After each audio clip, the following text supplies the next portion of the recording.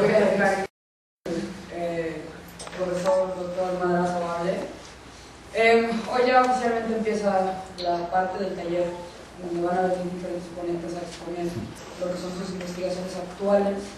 El profesor Alejandro Madrazo es el fundador del área de Derechos Sexuales y Reproductivos. Hace 4 años la metieron en el programa de Derecho a la Salud y es gracias a él que yo estoy metida en estos temas y no muriendo menos en vida.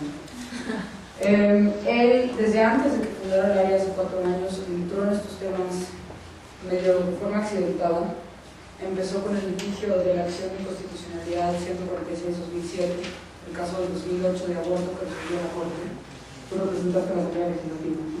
Entonces él representó a la Asamblea Legislativa del Distrito Federal defendiendo la reforma por virtud de la cual se despenaliza el aborto en el primer trimestre del embarazo. Entonces, a través de ese litigio, él entra a estos temas y luego, por ese mismo año, te acabaron invitando a hacer varios artículos que se los incluimos en el programa y empieza, a través del litigio, su reflexión en torno al derecho a decidir, en torno a la protección de la vida prenatal, en torno al derecho a la procreación, en torno, en fin, a la regulación de la reproducción. Y el paper que va a presentar ahorita es el paper producto del último año de trabajo, que surge para ser publicado en un libro editado por Rebecca Cook, que también es como la madrina de este programa. Y bueno, ya me callo y se los dejo y disfruten a los del internet. Hola, ahora sí ya voy a estar en Twitter. Si tienen quejas, háganmelas saber, ya que no. Bueno, pues yo iba a decir algunas de las cosas que me dijo Estefanía y ya me quitó los primeros 10 minutos de presentación, pero pues le agradezco el ahorrarme esa parte, pero sí hay un par de cosas que yo quiero decir tanto sobre este evento como sobre el trabajo que les voy a presentar. Entonces, sobre este evento, nada más señalar que para mí es muy gratificante venir el día de hoy y ver un contingente así de nutrido, que además entiendo está comprometido con asistir durante el mes y soplarse todo el taller, o por lo menos una buena parte de él. Hace 4 años que empezamos también el taller. Sabíamos que íbamos a batallar con lograr establecer este tema dentro de la academia clínica, pero el día de hoy creo que tenemos que decir que ha sido un éxito. Y quiero decirlo, creo que ha sido un éxito en gran medida porque yo ya no soy este diseño y organizo el evento, los responsables, sino que también el mismo se lo estado haciendo mucho. Y lo primero que dijo cuando estamos haciendo el proyecto para este año es: no va a funcionar como lo hemos estado haciendo, tenemos que cambiar el formato, tenemos que hacerlo organizado, tenemos que hacer lo que estamos haciendo ahora. Entonces, un reconocimiento a Estefanía, que tuvo la visión de transformar esto y hacerlo algo que podía ser y que no estaba diciendo, y en ese sentido, pues, un aplauso. Para Claudia, que es nuestra asistente de investigación, víctima actual del área, y que ha hecho una maravillosa labor de organizar este evento, pero sobre todo, y esto es muy importante decirlo, de hacer la investigación que sirvió de sustento para el artículo que voy a presentar este día. O sea, Claudia se chutó todo lo habido por haber en fallos en el mundo sobre este tema, al grado que, por indicaciones de los editores del libro en el que va a aparecer este trabajo, tuve que cortarlo arbitrariamente por el hemisferio americano. O sea, solo los fallos del hemisferio americano fueron considerados porque había tantos que Claudia había encontrado, identificado y podido entrelazar que era ya demasiado abrumador para el texto. Entonces, bueno, mucho del trabajo que se presenta hoy se los debo también a Claudia y se lo quiero agradecer mucho. Inclusive por unas cosas en portugués, cosa que sí me falta. A la Estefanía, ya les dije un poco cómo yo vine a dar este tema. Déjenme platicarles un par de cosas más, porque, y esto en general lo hago en mis clases, pero en particular en este tema lo quiero dejar muy en claro porque es un tema que es escabroso. Yo normalmente en mis clases, el primer día de clases, digo un poco de dónde vengo, o sea, dónde estoy yo situado en los temas que voy a abordar, para que ustedes puedan conocer los sesgos que tengo. O sea, un error que creo que cometemos con demasiada frecuencia en el aula es presentar lo que nosotros entendemos como si fuera lo que es. Entonces, para mí es importante subrayar que esto es lo que yo entiendo, lo que yo considero que es relevante, y esta es la forma en la que entiendo que es relevante. Pero tengo mis sesgos. Y el primer sesgo y el más importante es el que Estefanía ya mencionó. Yo entro a estos temas no como un académico, sino como un litigante, defendiendo una posición. Ahora, la posición que defendí, que fue la despenalización del aborto en el Distrito Federal, junto con otros abogados representando la Asamblea Legislativa, es una posición que yo ya tenía desde antes. Quiero platicarles un poco por qué yo, o de dónde vengo yo con la posición que tengo con respecto al aborto. Yo me inicié en estos temas por mi abuelo, que estaba involucrado en temas de planeación familiar. Y por sugerencia de él, me fui a trabajar en una ONG de derechos y salud reproductiva de la familia en Nueva York durante un verano, cuando tenía yo 17 años. Y siendo el chamaco inútil que era yo en ese entonces, me pusieron primero a empacar libros. Esa fue mi primera labor. He tenido que ver direcciones, incluir etiquetas, ver qué libros había pedido cada quien, llenar los sobres y mandarlos. Y eso me dio la oportunidad de leer los libros. Y en esos libros, que eran libros didácticos, sobre todo para poder ayudar a trabajadores, sobre todo del sector salud, a ayudar en temas de salud reproductiva a mujeres en países con población rural y de escasos recursos, principalmente África. Vi las estadísticas de mortandad por aborto. Y ahí fue cuando yo definí mi posición sobre el tema. Entonces, mi posición se define primero por un tema de salud y estadística. De ahí, cuando surge el movimiento por despenalizar la interrupción del embarazo, como se presenta la iniciativa en la Asamblea Legislativa, pues yo como hijo de vecino voy a marchar, sin más vinculación. Yo marché a favor de las risibles marchas que hicieron tanto la iglesia como las feministas, que reunieron aproximadamente 10 gentes cada una. Yo fui uno de 10 que pueden ver las fotos de las marchas que organizaron las feministas. Fue muy impresionante que un tema tan agitado y a la postre resultaría tan intenso hubiera convocado tan poca movilización. Entonces, así entro yo al litigio. Y en el litigio, y esto es importante, a este punto que quiero llegar, tuvimos una discusión muy fuerte y muy álgida en el equipo que estábamos trabajando, porque se preparó una especie de introducción teórica a cómo debía de la Corte enfrentar el problema. Y yo no estuve encargado de esa sección. Otros académicos, más bien esto le dio a los académicos, entonces yo no me dedicaba a la academia principalmente. Yo era litigante, entonces a mí me tocó trabajar argumento por argumento de la demanda de la Corte, de la Comisión Nacional de Derechos Humanos específicamente. Cuando llegamos a juntar los documentos, me encuentro por todas partes en el texto introductorio referencias a la ponderación de derechos entre los derechos de las mujeres y el derecho a la vida del producto de concepción. Sin conocer yo la historia que había detrás de el derecho a la vida de la concepción en las primeras, todavía las primeras de cambio, mi primera reacción es: no hablen de derecho a la vida del producto de la concepción. Si ustedes hablan del derecho a la vida del producto de la concepción, ya perdieron. Fue una, intuición no articulada que tuve como litigante al inicio. Y en la discusión, con escenas muy poco elegantes, incluido pararme en la puerta y pegar de gritos, es decir, esa computadora no sale de aquí hasta que no quiten el derecho a la vida del texto. Y negociaciones álgidas, se terminó quitando el texto, no se habló de derecho a la vida del taciturus en ese texto. Y el litigio ya siguió su curso. A partir de entonces, para mí fue una cosa de enorme importancia, pero no había yo articulado por qué era tan importante. Entonces es un tema que he venido arrastrando desde hace años y que apenas hace un año y medio, con la invitación a participar en este libro colectivo de repensar el aborto. Y el tema del título original del libro, porque Kuckerman y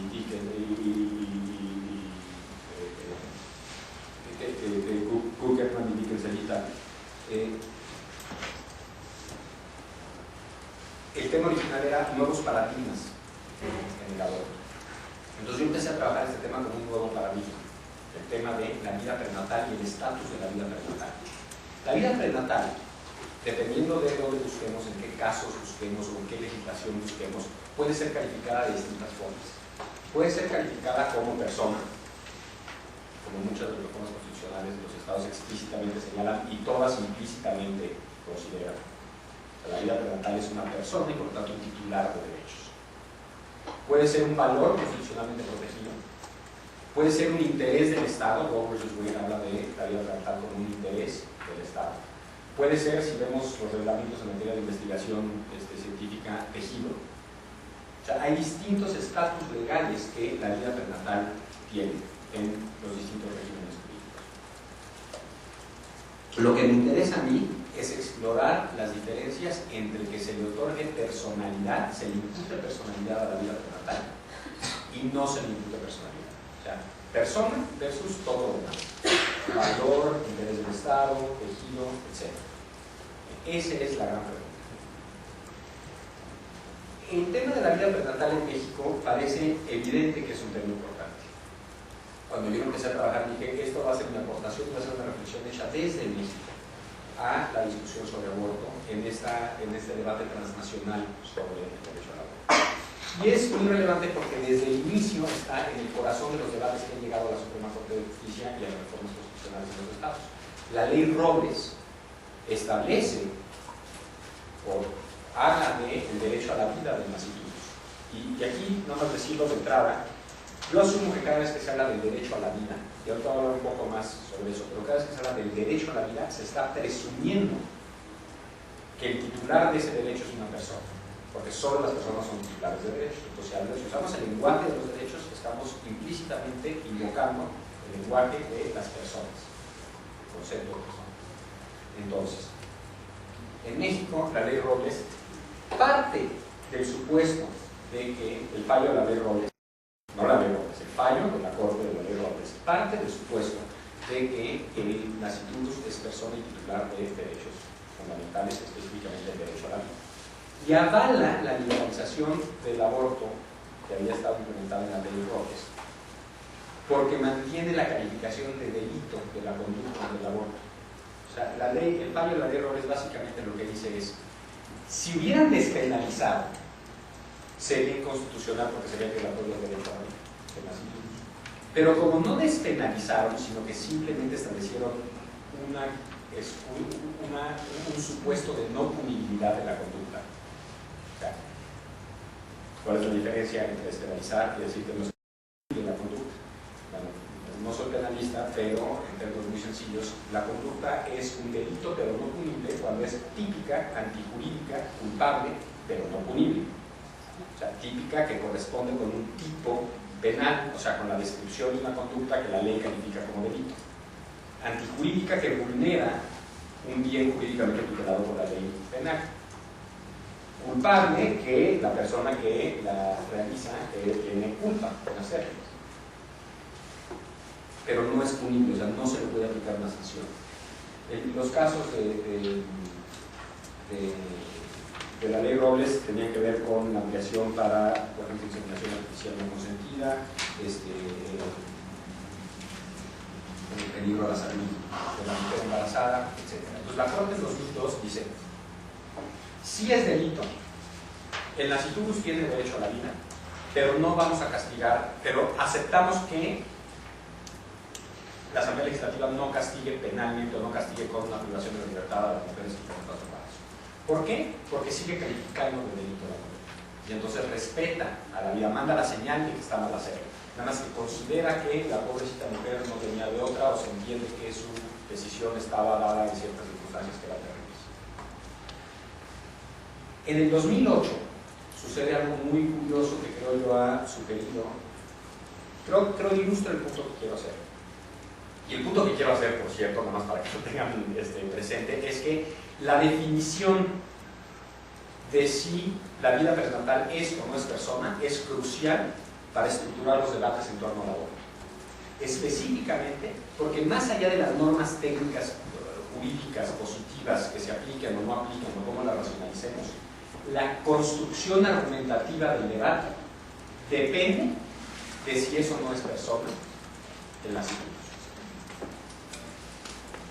El óvulo fecundado, el producto de la construcción, el tejido, el interés del Estado, el número de personas, como corresponda a la persona que está hablando.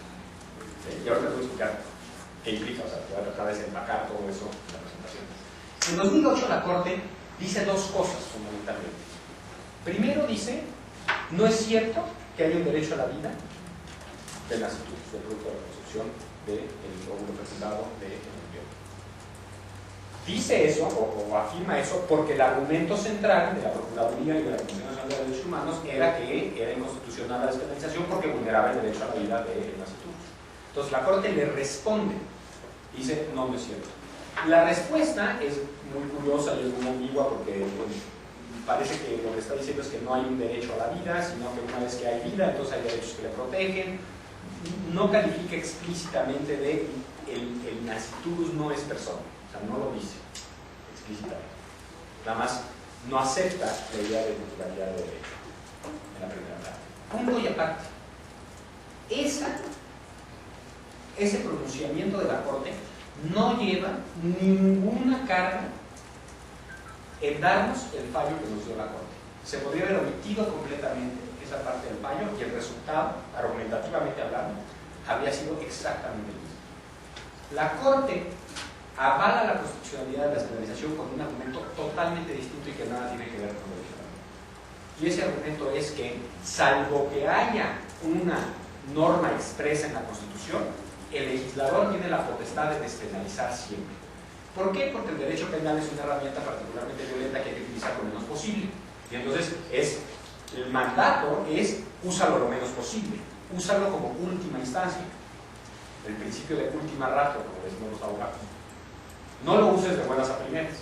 Entonces, si la Asamblea Legislativa decide despenalizar una conducta, bueno, pues en todo caso es acorde con los principios que rigen el derecho penal. Y está dentro de su soberana discreción el despenalizar. Solo cuando es explícito el mandato de sancionar específicamente por la vía penal, está obligado el legislador a sancionar penalmente. Y ahí hay varios ejemplos en la Constitución. Que por cierto, debo decir que ese argumento, de donde viene originalmente del equipo de abogados que trabajamos ese caso, es de Eduardo Andrade, el hoy secretario, creo que hoy secretario general secretario de Gobierno del Estado de Veracruz. Y hasta hace poco era presidente del Legislativo del Estado de Veracruz. Entonces sí quiero hacer un reconocimiento público de que ese argumento específico, que fue el que reunió más votos, hubieron votos que fueron por derechos sentidos de las mujeres, etc. Pero el argumento que reunió más votos en la Corte fue propuesto por el iniciativa. Bueno, ese es el argumento con el que la Corte penaliza. Ahora, ¿qué sucede? Sucede que la Iglesia y los grupos que trabajan con la Iglesia y los políticos que están bajo la influencia de la Iglesia leen, esa es mi interpretación, leen en el fallo de la Corte, no hay derecho a la vida del producto de la Constitución, punto y aparte. Segundo punto, no hay obligación constitucional de penalizar, punto y aparte. Leen, no hay derecho a la vida del producto de la Constitución, punto y coma, y por lo tanto no hay obligación constitucional de penalizar. Esa parece ser la lectura. Y entonces vemos desde 2008, desde diciembre, una acción concertada, una estrategia muy articulada, que he oído todas las teorías del complot acerca de cómo se concertó. Claramente es un complot, digo, por la complot en el sentido que hay concertación y hay coordinación y hay una acción conjunta y hay los mismos argumentos y los mismos textos y además se va pasando información de un congreso local a otro. O sea, claramente ahí hay un trabajo que, aparte, si ustedes leen a un autor que se llama Haris Mujica de Perú, es una estrategia que rebasa a México por mucho. O sea, que parece ser detonada en México por el fallo de la Corte, pero que claramente venían montándose desde mucho tiempo atrás y dura más allá de un suceso en México. Está ocurriendo en Estados Unidos, está ocurriendo en Perú, está ocurriendo en Costa Rica, o sea, es en distintas partes, ¿no? Y según Haris Mujica está muy directamente vinculado a los grupos seculares asociados con la Iglesia y financiados por estos grupos. También he oído teorías del complot de que el PRI estaba negociando caso por caso para llegar a la presidencia, y dentro del PRI he oído desde que Beatriz Paredes estaba traicionando la causa, hasta que, y esta es la más creíble, aparte de la que he oído la mejor fuente, que quien apoyó todas estas reformas desde el PRI fue Enrique Peña, ¿no? Como parte de una estrategia de Estado por Estado y reconstruyendo la vida. Poco me importa cuál haya sido la estrategia, quién la haya explicado. Lo cierto es que parece ser una estrategia diseñada para romper una lectura del fallo de la Corte que está equivocada. O sea, la Corte dice dos cosas en 2008, pero las dice por separado. Lo de la vida desde la concepción es oritermin.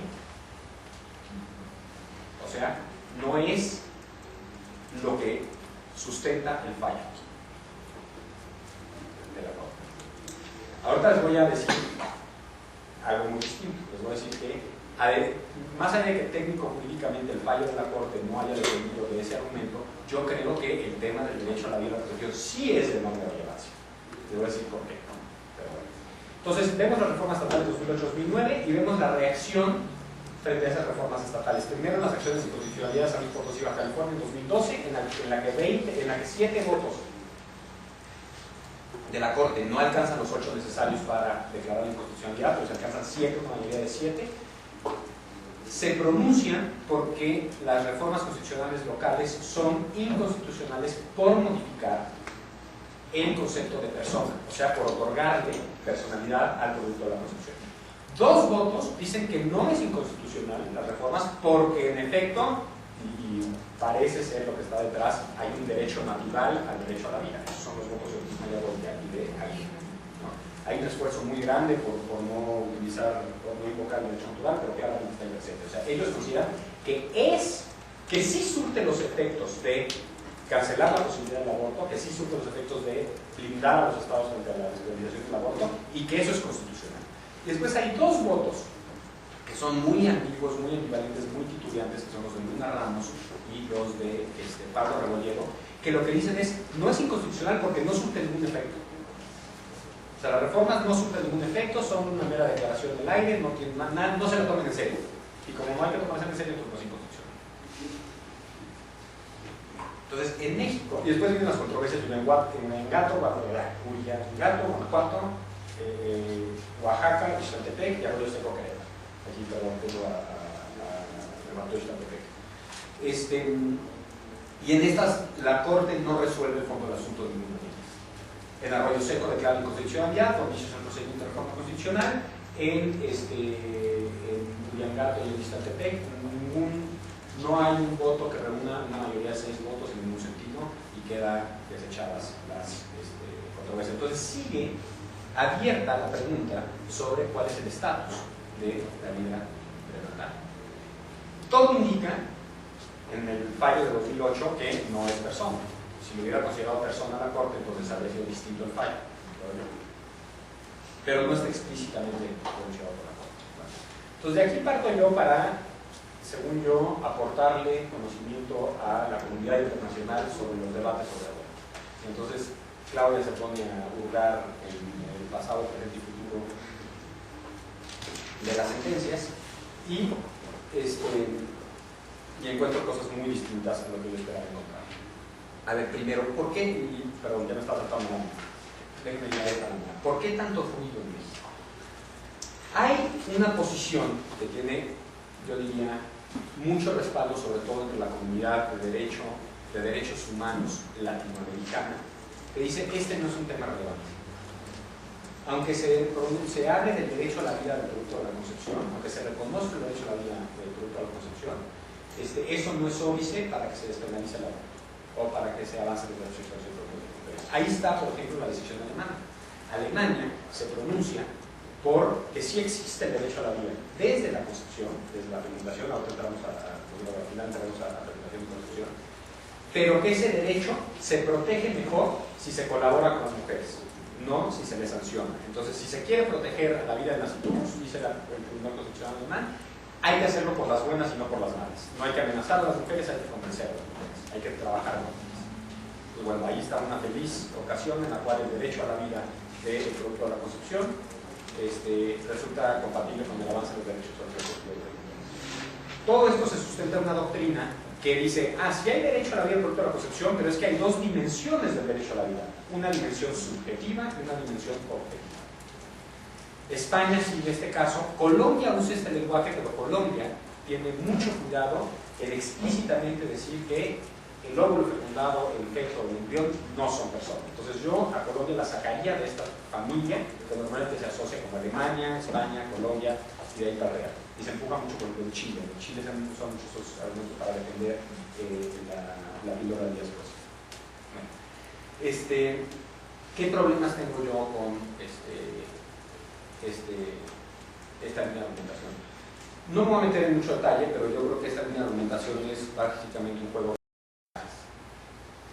decimos que sí hay derecho a la vida, pero después distinguimos entre una dimensión objetiva y una dimensión subjetiva, y decimos que en realidad el derecho a la vida producto de la concepción es una dimensión objetiva, o sea, hace que funciona como un valor, no como un derecho, como un titular.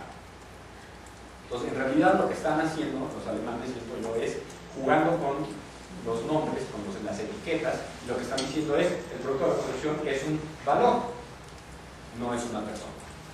Para efectos prácticos, creo que no tiene mucho sentido hablar, o no aclara las cosas, hablar de dimensión objetiva y dimensión subjetiva, es mucho más directo hablar de derecho subjetivo a la vida y la vida pernatal como un valor constitucionalmente tutelado.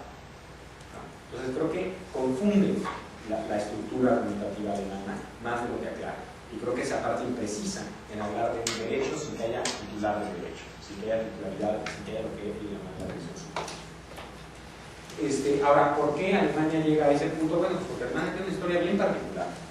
Muy difícil para Alemania decir no vamos a respetar el derecho a la vida. O que se sonara que iban a decir no vamos a respetar como sacrosanto el derecho a la vida.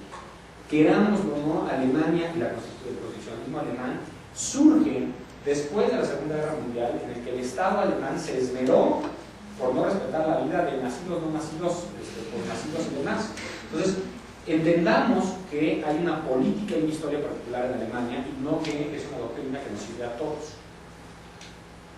Ahora, la otra es, ¿y qué no podemos hablar de ponderar derechos? Que eso no nos resuelve el tema. Bueno, voy a hablar porque creo que hablar de ponderar derechos, derecho a la vida versus derechos reproductivos sexuales de las mujeres, es a partir de una posición en la cual los derechos de las mujeres están en las de perder. De eso se trata un poco lo que les quiero explicar hoy.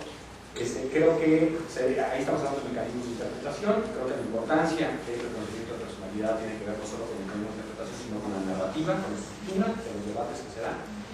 Y esto lo que permite en todo caso es una negociación gradual, un acomodo caso por caso, pero no un pronunciamiento claro, o no llegar a un pronunciamiento claro que nos hable del derecho a decidir de las mujeres sobre su cuerpo y sobre su salud. Pues tampoco me gusta la idea de entrar al esquema de declaración de derechos. Creo que no es. Por cierto, es el esquema que se utilizó en la primera propuesta de penalización del aborto del Distrito Federal, en la que se hablaba de la quinta causal, que era cuando se afecten los planes de vida de las mujeres. Muy rápidamente, la propuesta de la quinta causal desapareció y lo que se puso sobre la mesa fue la despenalización. Y según lo que está registrado en los cuadros de Gide, la propuesta vino de nuestra hoy directora de Derechos Jurídicos de Sociedad Unifaz y de Pedro Salazar. Entonces, pues ahí hay que reconocer, yo creo que Pedro y Leticia tuvieron una intuición muy inteligente, muy acertada, es decir, no nos vayamos por la quinta causal porque es justamente el esquema de ponderación. Entonces, por razones que espero sean evidentes a lo largo de esta discusión, cuando hablamos del derecho a la vida del nasciturus a la afectación del plan de vida de las mujeres, suena, y subrayo suena, frívolo la ampliación de las libertades de las mujeres. O por lo menos le suena a mucha gente frívolo. ¿Por qué? Por razones que vamos a ver. Ahora, una vez que me chuté los muchos fallos que Claudia me aventó, o casi todos, tengo que pensar que por ahí quedó muy pendiente, pero ya cuando me dijeron ya párame, o sea, está buenísimo de la lista de citas, me quedé en América. Lo que encontré es que el tema del estatus de la vida prenatal es un problema seminal en los debates de aborto contemporáneos. Está ahí desde el inicio y está ahí con una pieza clave. Está ahí específicamente en el fallo que arranca los debates de la última era, que es Roe vs. Wade de Estados Unidos. Ahorita les voy a enseñar una cita del caso de Roe vs. Wade, pero la Corte lo dice con todas sus luces. Partimos del supuesto de que no es persona, de que el argumento que nos da no la demandante, sino la demandada, de que es persona, el producto de la concepción, no aplica. Nunca hemos oído que se le trate como persona producto de la concepción, en ninguna parte. Esa es una locura, es un galimatías. Si fuera persona, otro gallo cantaría. Y ahorita les voy a leer la cita, que es bastante buena. Pero inmediatamente después, la reacción en Estados Unidos fue tratar de llevar ese caso, argumentando el derecho a la vida desde la concepción textualmente reconocido en el protocolo de San José, y llevarlos a este interamericano. Entonces tenemos en 77 el caso de Indigo. Trayéndolo ya a épocas más recientes, está ahí en el 2000, en el fallo de Costa Rica, en el cual considera que la técnica de fertilización estatuto viola el derecho a la vida del óvulo fecundado, con fundamento en el Pacto de San José precisamente, porque, dice la Corte de Costa Rica, cuando en la técnica de fertilización in vitro se desechan óvulos, o inclusive cuando no se desechan, sino se insertan sabiendo que solo uno o dos van a pegar y los demás van a morir, se está condenando a la muerte de una persona. Está también en el caso Baby O de Irlanda, fallado en el 2002, en el cual una mujer inmigrante africana a Irlanda está siendo deportada. Entonces ella argumenta ante las autoridades migratorias que si la deportan se estaría violando el derecho a la vida de su hijo no nacido, Baby Orlando. Dice, mi hijo fue concebido en Irlanda, por lo tanto es irlandés y tiene derechos fundamentales como la Constitución irlandesa. Y mandarle de regreso a mi país natal es exponerlo a los riesgos sanitarios y los riesgos de persecución, porque la mujer me parece andaba en una secta religiosa que no era muy popular en su tierra. Entonces van a perseguir a mi bebito, me van a perseguir a mí, me van a apedrear a mí, me van a matar a mí, me van a matar a mi hijo y entonces van a violar su derecho a la vida. Y con un cinismo clarísimo y una belleza inusitada, la Corte le contesta, a ver. Pusimos en la Constitución que había un derecho a la vida desde la concepción, no para andar protegiendo a mujeres migrantes, sino para impedir que se despenalizara el aborto. Para eso sirve esa cláusula. Esa es la función de la cláusula. No es andar protegiendo tu embarazo, no es andar protegiendo a los infantes, nada. Es impedir que se despenalice el aborto. Lo hice con todas sus luces particulares. En 2004 y 2005 tenemos, y pongo estos casos porque nos traen a colación el fallo de 2000 de Costa Rica, con base en el fallo de 2000 de Costa Rica, en 2004 y 2005, Costa Rica sanciona a médicos negligentes como homicidas. O sea, un médico que comete un error en las fases finales del proceso de expulsión, y entonces nace inerte el producto, se le procesa, o sea, muere in utero, se le procesa por homicidio calificado. En dos casos, 2004 y 2005. Luego, aquí esta no fue muy relevante porque además, de hecho, lo que hace el Fallo de Buenos Aires es pondera derechos, el derecho a los derechos reproductivos de las mujeres, y falla a favor de los derechos reproductivos de las mujeres. Este es un fallo en el cual una menor de edad con serios problemas de desarrollo mental es violada, resulta embarazada y su madre pide por ella la interrupción del embarazo y el hospital se la niega, a pesar de que hay riesgos de un embarazo riesgoso, etc. Entonces llega a la Corte Suprema de la provincia de Buenos Aires y la Corte Suprema dice hágase el aborto, o sea, es un fallo que viene a favor, pero todo el discurso está montado precisamente en la estructura de ponderación de derechos y cosas más muy interesantes. Después, en 2007, en González vs. Carter, que es hasta ahorita el fallo más reciente de la Suprema Corte de Estados Unidos, en el cual se va restringiendo de alguna forma, la Corte va cediendo terreno y restringiendo el derecho a los derechos sexuales y reproductivos de las mujeres. El fallo avala una ley estatal que prohíbe una técnica de aborto para embarazos ya avanzados. Es una técnica de aborto que consiste en inducir el parto y durante las labores de parto, una vez que la expulsión es parcial, no ha salido aún la cabeza, pero ya salió del cuello del útero, entonces termina la vida del producto de la concepción, cortando la nuca.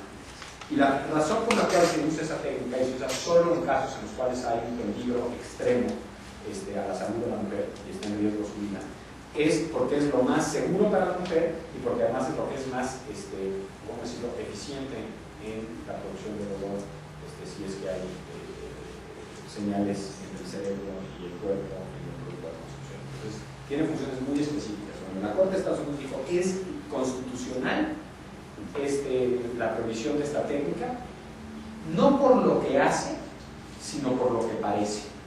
Lo que hace es terminar con la vida del producto de la concepción, o sea, es un aborto, pero parece infanticidio. Y el Estado tiene un interés legítimo en comunicar a la sociedad que el infanticidio está mal, y por eso es constitucional que prohíba este tipo de abortos. Ese es el razonamiento de González vs. Carter. Si lo entendemos correctamente, lo que está ahí diciendo la Corte es el producto de la concepción en las, etapas tardías de la gestación es casi como una persona. Es muy semejante a una persona. Y por eso es constitucional la provisión de esa ley. Entonces, está presente desde Roe vs. Wade hasta la fecha.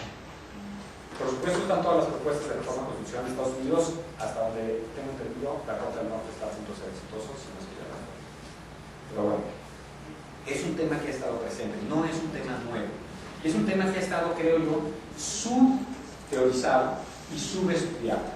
Y ha estado subteorizado y subestudiado por dos razones principalmente.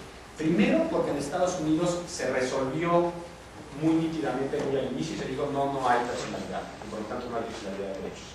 Y segundo, porque en los países latinoamericanos y europeos la respuesta o la presunción siempre ha sido exactamente la contraria, que es que sí hay derecho a la vida. En Irlanda, en Alemania, en España tenemos derecho a la vida. Inglaterra ni siquiera se mete en ese rollo porque de hecho el aborto está autorizado solo cuando está en riesgo la salud de la mujer, pero con un argumento estadístico sólido. Lo que dicen es que es más seguro interrumpir un embarazo en las primeras 12 semanas que continuar un embarazo no deseado. Por lo tanto, cualquier mujer que quiera tener un embarazo en las primeras 12 semanas se puede terminar el embarazo. Entonces, en Europa, muchos parten del supuesto de que hay derecho a la vida.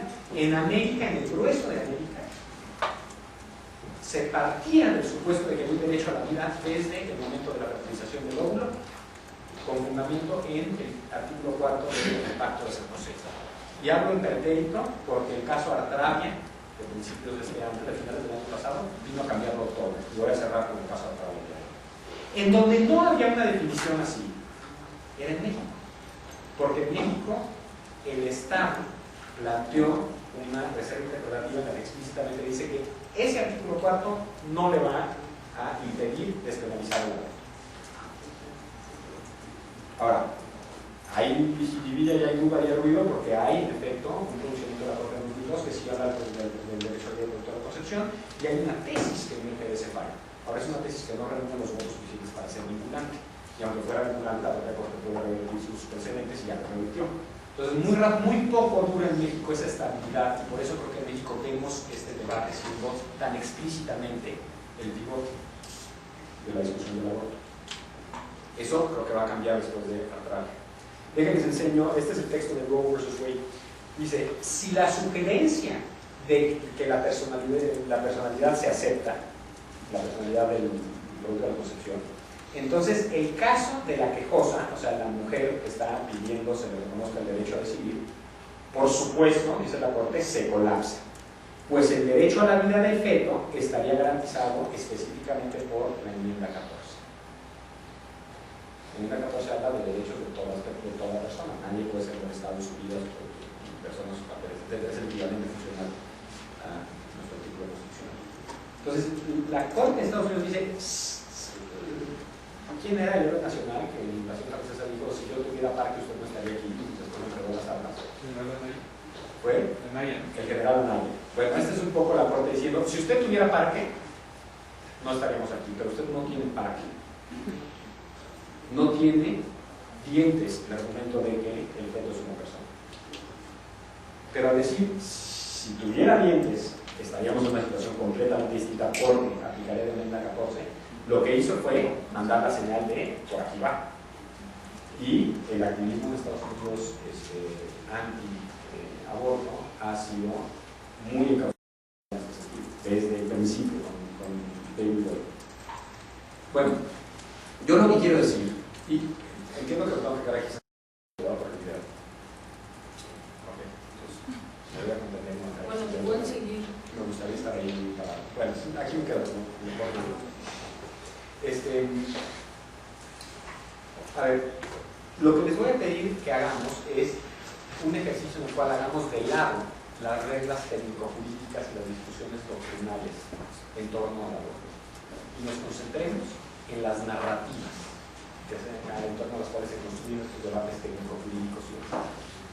Las narrativas son muy importantes en casi toda la vida y son muy importantes en particular en los litigios. Entonces, son muy importantes porque los litigios se prestan a una estructura narrativa específica, o sea, una estructura en la cual hay un conflicto, hay un antagonismo entre dos intereses y hay una resolución. Y eso ya te habla de una pequeña historia, son pequeñas historias de litigios. Pero no nada más los litigios, en general en la vida los seres humanos tendemos a estructurar la experiencia y el significado que le damos al mundo a través de narrativas. Entonces, esto es importante en general, las narrativas en general son particularmente importantes en los litigios. Hay un estudio de un profesor que se llama Timothy Leary, en el cual hace un estudio comparando los casos referentes a adopción por parte de parejas del mismo sexo que han sido exitosos en Estados Unidos y los que no han sido exitosos. Y su conclusión es que son exitosos aquellos que presentan una narrativa sencilla en la cual hay una familia feliz. Y no son exitosos los cuales plantean argumentos técnico-jurídicos doctrinales muy sólidos. Entonces, literalmente, si el chavito llega a testificar y dice, mis papás me despiertan en la mañana y mi papá A selecciona la ropa y el papá B empieza a hacer desayuno. Y yo le ayudo a rasurarse a mi papá. Y cuando termino, mi papá le ayuda a rasurarse a mi otro papá, etc. Y crea una narrativa en la cual un niño está teniendo una experiencia grata con sus dos papás, entonces vale favorar. Si se dan argumentos sobre igualdad, discriminación, prejuicio, etc., pero no hay una narrativa, vale favorar. Entonces las narrativas son relevantes. Ahora, no quiero ponerme a hacer una teoría literaria aquí, pero ¿a qué me refiero con narrativa? ¿Cuáles son las piezas de narrativa? Bueno, primero que nada necesitamos a personajes. ¿Quién y qué papel juega ese personaje? La historia le va a ocurrir a alguien o alguien va a hacernos una historia. Entonces es importante quiénes son los actores de una narrativa y qué papel juegan. ¿Qué le sucede? O sea, ¿qué es lo que está sucediendo? ¿Cuál es el evento que nos lleva a esta historia, a esta necesidad de encontrar una resolución? ¿Cuándo sucede? Las narrativas se despliegan una temporalidad. No es cuando sucede con dar una fecha, sino es cuándo está sucediendo la historia que te estoy contando. Sucedió hace mucho tiempo, está sucediendo ahora, va a suceder en el futuro. Los sucesos, cómo van a intervenir dentro de la narrativa. O sea, ¿dónde se ubica este suceso dentro de una narrativa más general? ¿Dónde sucede? La ubicación, el contexto, también es muy importante para terminar la historia. Y por supuesto, todo esto al final lo que nos va a arrojar es un significado, va a dotar de significado a la discusión. Y entonces aquí es donde dicen la puerta tuerce el rabo. Porque finalmente los debates de aborto son debates, y cuando estoy hablando de debates sobre aborto, les aclaro una vez, en realidad estoy hablando sobre todo tipo de debates en torno a derechos sexuales y reproductivos. Esto va a aplicar para casos de in vitro, para casos de píldoras anticonceptivas, para casos de anticoncepción de emergencia, para muchos distintos tipos o manifestaciones de los derechos sexuales y reproductivos. Hablo de aborto por vicio personal y porque por ahí traigo el tema. El artículo está escrito en torno a eso, pero muchos de los fallos están construidos en torno a figuras distintas, como el caso de Costa Rica de 2000 que hablaba de la fertilización in vitro, o el caso de Artravia que vino a dar trasto con ese fallo de Costa Rica de 2000 que también versa sobre la fertilización in vitro, ¿no? O el caso de los médicos en Costa Rica en el que estamos hablando nosotros de negligencia médica, de errores médicos, o el caso de Irlanda que estamos hablando de deportación, no de aborto. No tiene que ser solo aborto, pero bueno, yo estoy usando el aborto como la manifestación más evidente de los conflictos y de los temas que se discuten en todas las narrativas. Entonces, teniendo estas preguntas en mente, déjenme entrar a articular o a explicar por qué creo que la narrativa es tan importante en torno al aborto y por qué, en específico, el estatus que se le imputa a la vida prenatal determina las narrativas y por lo tanto nos presenta el marco en el cual se van a hacer las preguntas y se van a ofrecer las respuestas en un debate jurídico, específicamente en litigios. Si se afirma la vida prenatal, la personalidad de la vida prenatal, Si eso sucede, entonces la vida perinatal se convierte en el protagonista del debate. La narrativa entera gira en torno a esta persona. Es el personaje más importante en este debate. ¿Por qué es el personaje más importante? Porque el evento que vamos a discutir, el aborto, va a ser determinante para su historia. La historia del aborto entonces se vuelve la historia de una persona que puede o no morir. Entonces es el protagonista de la discusión. Es un protagonista bien particular. Es un protagonista que ya está completo en el imaginario de la narrativa. O sea, es un protagonista igual que cualquiera de los que estamos aquí sentados. Si es persona, entonces no hay diferencia entre yo y un 7 mesino, ni hay diferencia entre un 7 mesino y un 5 mesino, y no hay diferencia entre un 5 mesino y un embrión, y no hay diferencia entre un embrión y un cigoto, y no hay diferencia entre un cigoto y un óvulo fecundado. Todo da lo mismo, todos somos personas. Vuelve binaria la categoría de persona. Si eres persona en toda su plenitud y tienes todos los derechos. Si no eres persona, entonces no aplica. ¿Okay? Entonces, es protagonista, pero no es un protagonista que se caracteriza por obviar todas las diferentes etapas del proceso de gestación. Óvulo fecundado y feto en las inmediaciones del parto son equivalentes. Y por lo tanto, óvulo fecundado y niño recién nacido son equivalentes. Entonces, ahí es donde tienen sentido los argumentos que dicen es que permitir el aborto es discriminar por razón de edad. Somos lo mismo, nada más que tenemos edades diferentes. ¿Okay? Segundo, si el protagonista es el óvulo fecundado, entonces la mujer aparece en escena en el proceso del aborto como antagonista. Si el aborto es lo que amenaza al óvulo fecundado y la mujer lo que busca es procurar el aborto, la mujer está amenazando al óvulo fecundado. Y si el óvulo fecundado es el protagonista, la mujer está amenazando al protagonista. Entonces la mujer aparece en la narrativa como la antagonista. Los antagonistas no suelen ser los personajes favoritos. Entonces no la pone muy buena situación.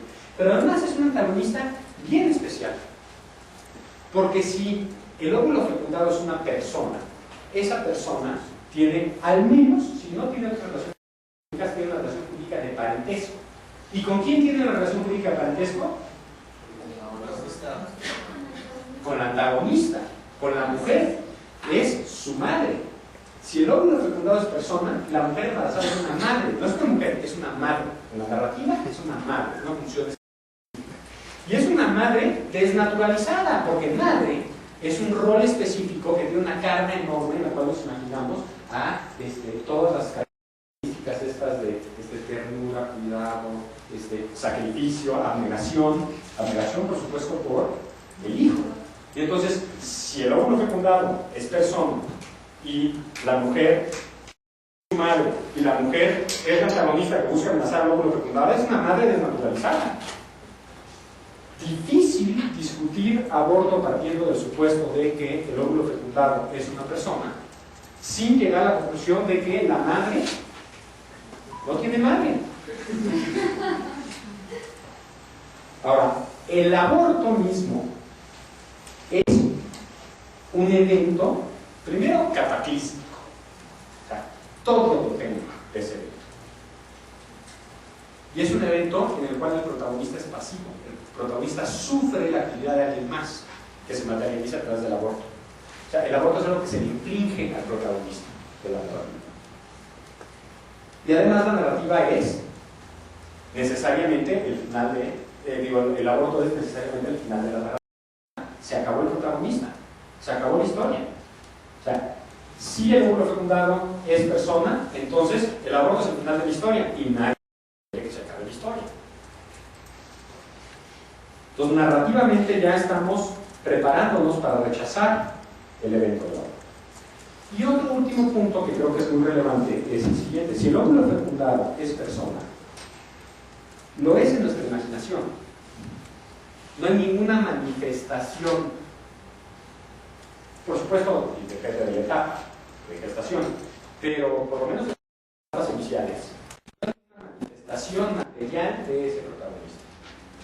No hay nada concreto acerca del protagonista.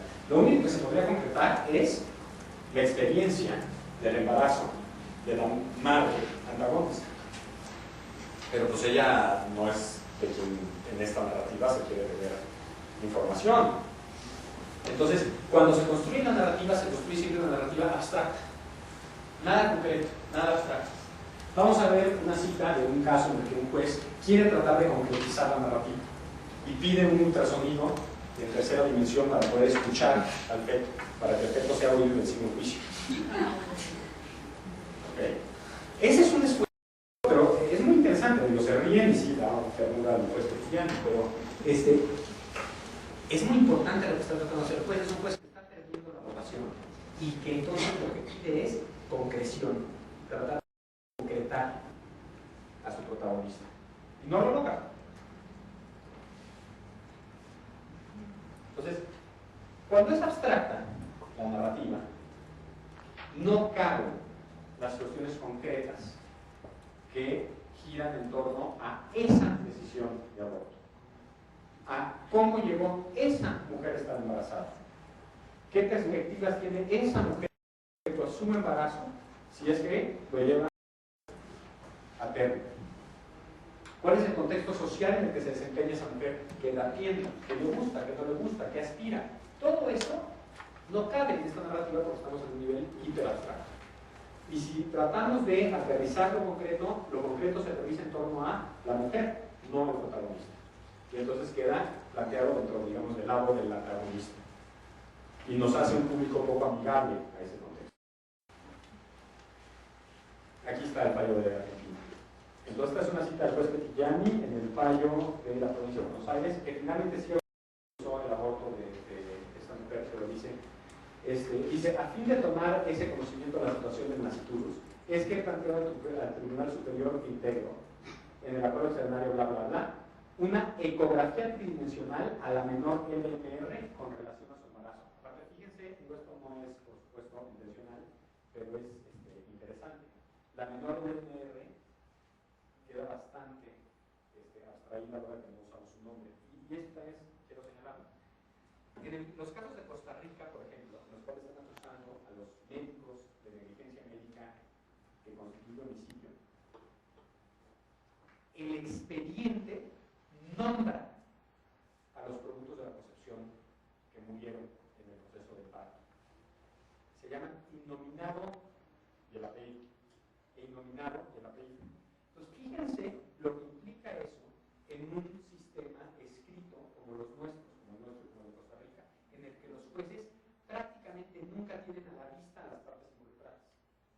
Innominado Pérez tiene la misma concreción para el juez que el médico que cometió un error, porque los dos no son más que un nombre en el pedazo de papel. ¿Okay? Y eso los hace abstractos. Entonces, yo me imagino que es muy difícil juzgar a un médico que comete un error y produce la muerte del producto de la concepción si lo pensamos en abstracto y imaginamos al médico con su responsabilidad, que si nos presentan concretamente al médico, que quizá era un chavito haciendo su servicio social saliendo de la carrera de medicina, que llevaba 4 días sin dormir, vamos, pueden haber muchas cosas contextuales que quizá harían más simpático a este personaje que se ve terrible y que tiene exactamente la misma concreción que Innominado, que fue su hijo. ¿Sí? Entonces dice, bueno, lamentablemente esta petición fue rechazada. La finalidad que buscaba con esta medida tenía, por un lado, previo procedimiento de la sentencia, que los ministros del Superior Tribunal conozcan y tomen contacto con el cuerpito y la persona del nasciturus.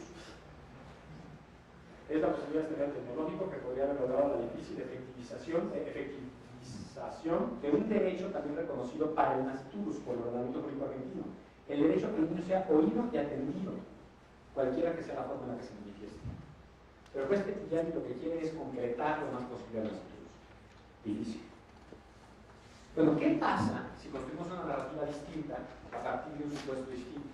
Si partimos del supuesto que el óvulo fecundado no es una persona, ¿qué sucede? Si el óvulo fecundado no es una persona, entonces la vida prenatal no es un sujeto, es un objeto. Es que, no soy abogado, tengo una duda. ¿Afirmar personalidad prenatal precisamente es equivalente a afirmar personalidad de un óvulo fecundado? O sea, porque si hay como un atisbo entre un óvulo fecundado y un vaso de 8 meses, o no sé, producto de 8 meses. Podríamos discutir y proponer que trazásemos la línea divisoria en un momento distinto a la fecundación. Pero el argumento que se ha construido, y de hecho el caso de Artavia va a trazar en una línea distinta, pero no va a reconocer personalidad. O sea, va a tomar una posición semejante a la demanda de la dimensión objetiva del derecho, empieza a partir de esta línea, no de esta otra. O sea, la línea se puede mover, hay un gran debate en Chile, por ejemplo, sobre si la línea es al momento de la fertilización o al momento de la implantación del embrión en el momento, que también la tuvimos acá. Podríamos jugar esa línea. A ver, déjame lo digo, yo sí soy abogado, casi cualquier cosa del derecho puede literalmente ponerse de cabeza, y hemos dicho cosas muy absurdas los abogados y las sostenemos todos los días. ¿No? Con mucha seriedad. O sea, ese no es problema, que el derecho pueda decir algo o lo opuesto, no es problema para nosotros. Pero las propuestas que han habido en torno a esto siempre hablan de el momento de la fecundación del hombre, desde quienes empujan el derecho a la vida del momento de la concepción. O sea, siempre la propuesta es desde, se hablaba de la concepción, y cuando concepción se empezó a identificar con la implantación del embrión en el momento, o sea, el inicio del embarazo propiamente, se cambió a fecundación. Y la versión posmoderna que se da es que en ese momento se integra el DNA único. La versión más auténtica, creo yo, es que en ese momento se infunde la otra puerta. Y es una discusión así de, económica en partes incómodas. Bueno, precisamente uno de los puntos es que cuando afirmas personalidad, se vuelve dicotómica la discusión. O es persona o no es persona. Es una categoría binaria.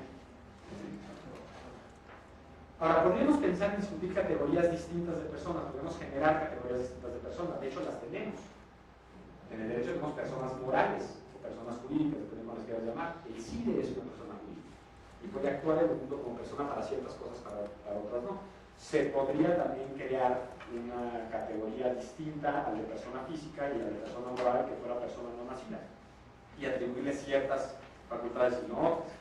Pero ese no es el punto que quieren hacer quienes proponen el tema de la ley de la concepción. El punto es precisamente el equiparar al óvulo fecundado con la persona nacida en términos jurídicos. ¿Okay?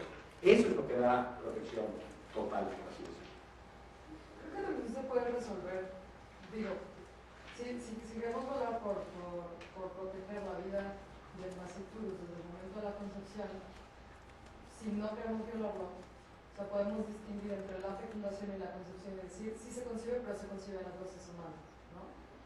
Y la otra sería tomarlo como Galindo García, que dice, está sujeto a una condición resolutoria, ¿no? Entonces, la personalidad jurídica comienza al momento del nacimiento, entonces digamos que durante toda la gestación, si el producto nace a la vida, entonces siempre por persona, así es. Sí, podemos hacer prácticamente cualquier cosa que nos ocurra. Y en efecto, yo la posición que a mí me parece más sensata en la doctrina jurídica, además de que coincide con la posición de lógica es precisamente la de Galindo García. Galindo García dice, a ver, sí hay derechos de la vida prenatal, pero esos derechos son sujetos a una condición suspensiva de realización incierta. Y no es sino hasta que se actualiza la condición que se actualiza la titularidad de los derechos y por lo tanto se actualizan los derechos. ¿Me explico? O sea, yo estoy de acuerdo con esa solución. Yo creo que hay protección de la vida prenatal, pero no como persona. Pero, vamos, esa es mi posición. Ahora, el punto aquí es cuál es la diferencia o cuáles son las implicaciones de mi posición y la posición más antagónica a mi posición. Y aquí ya estoy yo jugando con el antagonismo de yo aquí soy el protagonista y el antagonista es otro, pero bueno. Y además, en términos de articulación de lo que más. No, a ver, regresamos. Lo importante es tratar de entender por qué esta obsesión, o sea, por qué es tan importante este tema. Se puede resolver de muchas maneras. Yo no creo que alguien que defiende la idea de que la acusanda desde el momento de la fecundación vaya a aceptar que le digas, ok, pues es una condición suspensiva de realización incierta. Entonces, por definición, el aborto no es problemático, porque por definición, el aborto asegura que la condición suspensiva de realización incierta no se actualiza. A mí me encanta esa solución, pero no lo van a aceptar fácilmente. Diríamos que es un derecho subrogado a la mujer, ¿no? Esa está interesante. Porque, un derecho subrogado a la mujer. Pues sí, porque solo a través de ella es que puede recibir beneficios, ¿no? A ver, esa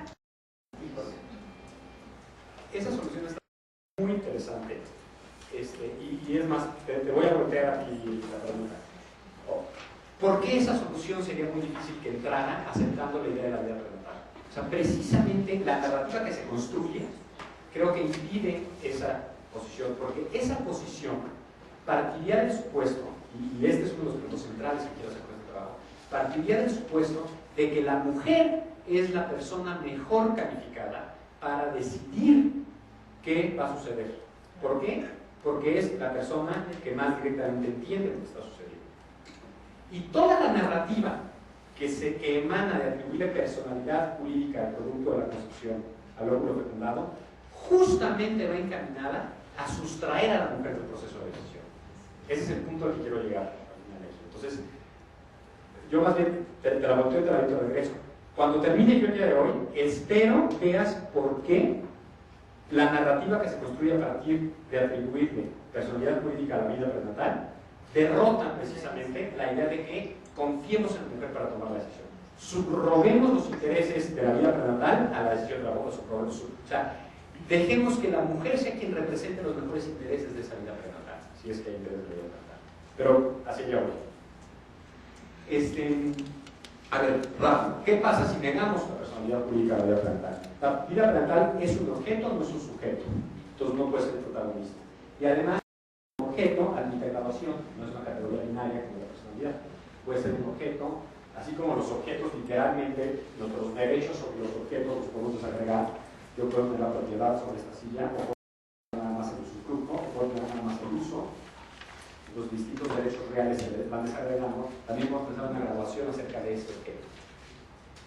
Un objeto, un bien jurídicamente tutelado, un valor, un tejido, lo que quieras, que tiene protección jurídica a través de, por ejemplo, asegurar que si la condición suspensiva de realización incierta de que nazca vivo, viable, se actualiza, pueda heredar. Y nada más. Y más tarde, un derecho a no ser, o a que la mujer que esta no sea deportada a un país en donde corre riesgo. Aunque ese podría ser otro derecho si desagregamos. Si ya vemos esta cuestión como gradual. La mujer, entonces, si no es la antagonista, ¿qué sucede con la mujer? ¿Es la protagonista? No necesariamente. Puede ya ser la protagonista. Puede ser.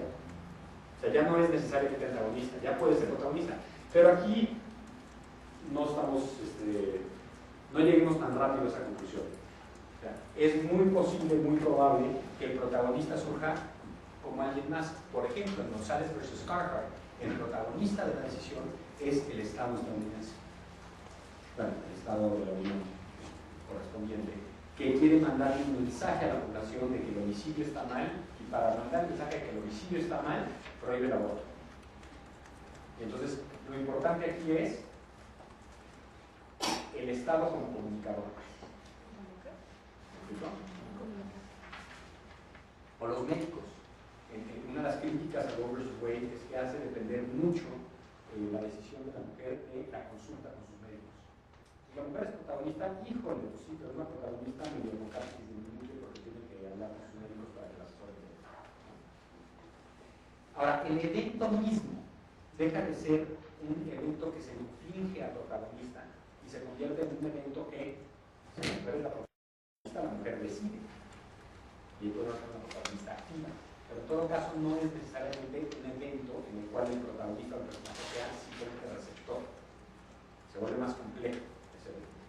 El marco temporal pasa de ser el evento que cierra la la narrativa, hacer un evento más en una narrativa más extensa.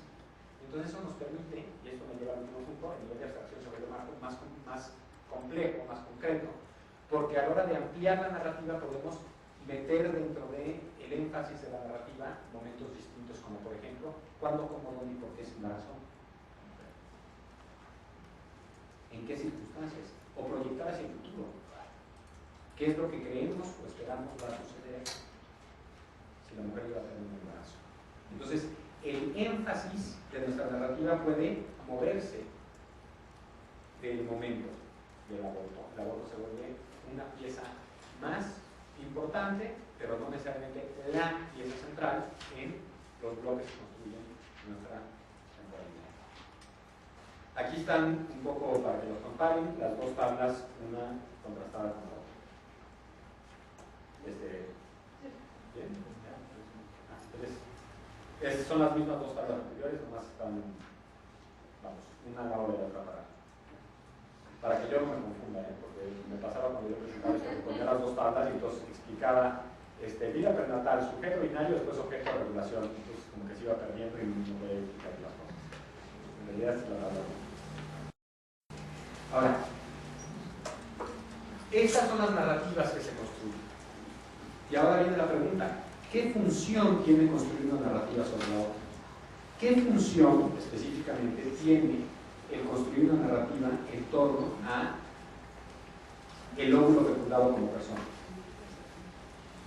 Y creo, y aquí de nuevo el crédito se lo tengo que dar a alguien más, esta fue la articulación en dos grandes rubros, fue de Joana Epp, una de las editoras del libro.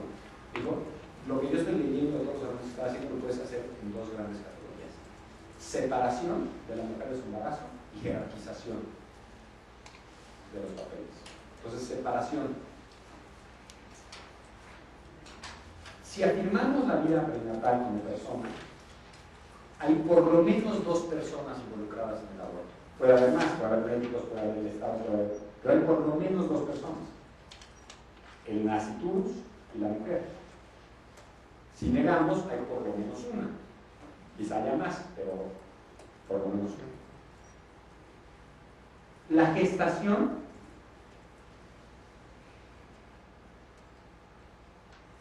pasa a ser un proceso que vive el nasciturus y deja de ser un proceso que vive la mujer. La gestación es el proceso de evolución del nasciturus, no es el desarrollo del embarazo de la mujer. Se le separa a la mujer de su embarazo. El embarazo incumbe, como dirían en el gabacho, first and foremost, primero y más que nada, al óvulo fecundado. Porque es el protagonista, porque su vida depende de ese proceso de gestación. Esto es muy importante, porque cuando caemos en dos personas es muy fácil caer en la lógica del derecho penal, el cual es el bien jurídicamente tutelado de mayor valor. Entonces, bueno, pues ahí les gusta decir, hijo, pues la vida de una persona frente al plan de vida que puede no actualizarse con otra persona, bueno, pues pesa más la vida de una persona. Bueno, pues la vida de una persona es lo que está en juego en la gestación, mientras que en el proceso de gestación del embarazo de la mujer, pues es un aspecto de su vida, pero no es toda su vida. Entonces el embarazo es sobre todo un proceso de nasciturus y no un proceso de la mujer. Se separa a la mujer de su embarazo a la hora de insertar una persona ahí adentro en el imaginario de la narrativa. El tema de la población es binario y es el de derecho penal, cuál es el bien jurídico tutelado mayor, mientras que si se niega la personalidad jurídica es más matizado, es más caso por caso. Y aquí pues pongo derecho penal y derecho constitucional porque son las lógicas, los lugares comunes, las modalidades de argumentación que se despliegan en uno y en otro, en una y en otra práctica, la práctica del derecho penal, la práctica del derecho constitucional, tienden a ser distintas. Hay ponderación penal, pero es una ponderación binaria. No hay forma de acomodar ambos derechos. En cambio, en constitucional se tiende a tratar de acomodar ambos derechos y el mandato es acomodarlos ambos. Este es muy importante. Intereses prenatales. La función de atribuir personalidad al producto de la concepción, la función principal, creo yo, es la de crear la idea de que hay un interés distinto al de la mujer en juego en el proceso de gestación. ¿Cuál es ese interés? El interés del nasciturus. Oye, pero ¿cuál es el interés del nasciturus? Pues no sabemos porque el nasciturus no nos lo dice. Normalmente las personas nos dicen cuáles son sus intereses, me manifiestan de una forma en que yo quiero. Por eso Bruce Ackerman en su libro de liberalismo y la justicia social dice que lo decía en clase decía que él cree que la personalidad pública se debe reconocer cuando uno dice yo quiero y no antes, porque es cuando manifiesta interés. Lo que está detrás del gobierno es que hay un interés. Pero entonces, ¿cuál es el interés del nasciturus? ¿Quién nos dice cuál es el interés del nasciturus? Bueno, esta es la parte clara. Primero, el interés se presume, y se presume que el interés es nacer. Siempre el interés es nacer. Es súper abstracto, es nada más nacer, y siempre se presume. Oye, pero es que van a nacer con un síndrome terrible que va a sufrir dolor horrible durante 2 días y después va a morir. ¿Realmente tiene su interés nacer? Bueno, pues habrá quien considere que sí, habrá quien considere que no, pero en la narrativa que se construye siempre se presume que sí, que el interés es nacer. Y esto es muy interesante. Si el interés es nacer y la mujer es la antagonista, entonces, ¿quién va a hablar por quién va a manifestar, quién va a defender los intereses? No es la antagonista. La mala madre, por definición, se le debe quitar la titularidad. Y es muy chistoso porque en casi todos los demás ámbitos del derecho presumimos que las madres protegen los intereses de sus hijos mejor que nadie más. Tenemos cláusulas en el Código Civil que dice que si hay divorcio, y la Corte ya falló en contra de eso como signatorio, pero lo que quiero decir es que nuestra ley refleja la creencia que la mamá siempre sabe qué es lo que necesita el bebé. ¿No? Salvo que estemos hablando de aborto. Ahí sí no. ¿Por qué? Porque es una madre naturalizada, que no quiere ser madre.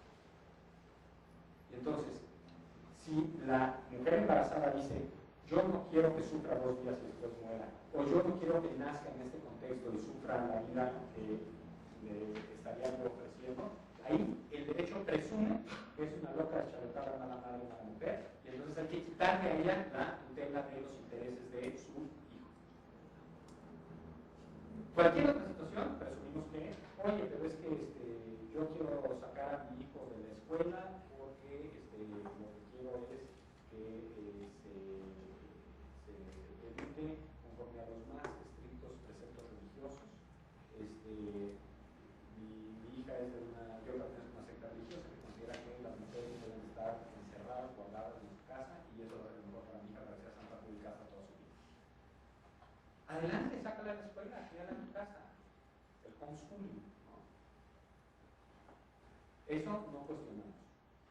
Pero en el tema del aborto, presumimos que la mujer no está pensando en los intereses del producto de la concepción. Cualquiera menos la mujer. Entonces, hay intereses, los intereses se presumen, no se conocen, y se le da, y esta es la parte clave, se le da a alguien más la capacidad de hablar en nombre de esos intereses, de defender esos intereses. A alguien, quien sea, que no sea la mujer. A alguien que tome las decisiones que no sea la mujer. Y este es el punto central que ya no voy a contar porque lo voy a seguir hablando, pero esto es justo lo que quiero decir. Lo perverso, creo yo, de esta narrativa es que nos lleva casi inexorablemente a la conclusión de que la mujer no debe decidir sobre su proceso de gestación. Y le da a alguien más, en nombre del hijo, en nombre del producto de la concepción, en nombre del nasciturus, el poder de decidir sobre el proceso de gestación de la mujer. Entonces, literalmente lo que sucede es, se separa a la mujer de la decisión sobre su cuerpo y su proceso de gestación. Es la última persona a la que se le va a consultar sobre ese proceso de gestación. Pero además mientras va a parir, porque pariendo todo el mundo se olvida de él, el estado de él. Bueno, y esto se refleja también, por cierto, y esto lo digo nomás como paréntesis, porque tengo un hijo hermoso de 10 meses y me tocó ver procesos muy distintos, no nomás en temas de aborto, pero lo que quiero decir es, no en temas de aborto, me tocó ver en temas de parto, procesos en los cuales a la mujer tiene un momento en que se le quita el poder de decisión. No, se te va a inducir en tal fecha, vas a parir en tal posición, vas a utilizar cesárea. En México creo que tenemos sea, eso es, la mujer literalmente se convierte en un objeto sobre el cual el médico tiene que actuar para extraer el producto. O sea, hay una lógica de sustraer a la mujer de la toma de decisiones sobre su embarazo que permea mucho más allá de lo que sobre aborto. Pero bueno, no vamos a meter demasiado en eso, además.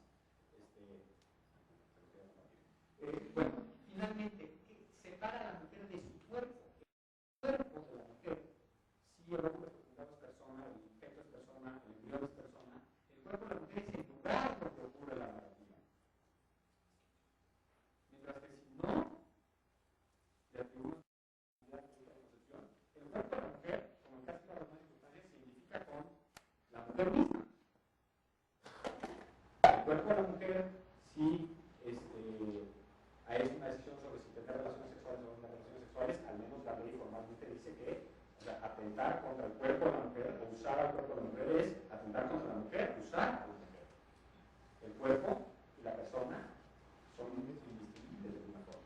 Pero no si estamos hablando de aborto. Si estamos hablando de aborto, en esta narrativa el cuerpo de la mujer es un lugar donde sucede que ocurre el desarrollo de nuestra narrativa. Entonces se separa a la mujer de su proceso de gestación, se separa a la mujer de su capacidad para decidir sobre ese proceso de gestación y en última instancia se separa a la mujer de su propio cuerpo. La segunda función es que jerarquiza. Esta separación y esto, no, la ponderación, todos los derechos son iguales a priori. Híjole, narrativamente no sucede así, creo yo. Narrativamente, la mujer no solo es madre, es mala madre. Y eso ya la demerita como persona. El aborto no es una decisión cualquiera, es un delito. Es una decisión reprobable. Entonces, ella está siendo demeritada. Su decisión está siendo demeritada. Y luego viene el tema de los derechos. Y no son pocos quienes afirman que el derecho a la vida, por ser la condición de los demás derechos, debe ser jerárquicamente superior. Chile lo sostiene textualmente, la Corte chilena. Ministros de la Corte mexicana lo argumentaron, el presidente de la Comisión de Derechos Humanos también lo argumentaron. Entonces, jerarquizan los derechos. Es más importante el derecho al producto de la concepción que los derechos de la mujer bajo esta narrativa. Oye, es que se puede argumentar que no, que aún siendo personas no son iguales los derechos de imponer, sí se puede argumentar. Lo único que estoy diciendo es, la narrativa nos lleva, nos inclina a jerarquizar los derechos, a demeritar a la mujer y a demeritar su decisión. Costa Rica. A demeritar, inclusive, una técnica, como el in vitro. Cuando el objeto de la manipulación técnica es el ser humano, como en la técnica de fecundación in vitro y transferencia de embriones, el análisis debe superar el plano de lo técnicamente correcto o objetivo. Debe prevalecer el criterio ético que inspira los instrumentos humanos suscritos por nuestro país.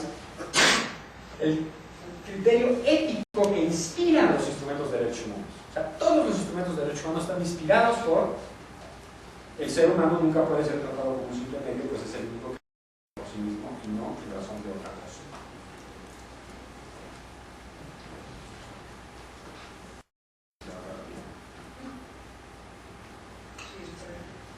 ¿Grito? Bueno, y este es otra vez el juez. ¿Me esperas? 2 segundos, Sí, porque para. como si se graba y se sube después en YouTube, que quede todo. Bueno, está bien, ¿no? Sí, no, a ver. Se van a tardar mucho. ¿Tardamos mucho? Sí. Oigan, a ver, ya que estamos nada más en pausa en lo que se decide y para matar un poco el tiempo, no tenemos forma de conseguir micrófono para que las preguntas también se graben. Tal vez, sí. Porque si no parezco loquito hablando, de todos modos.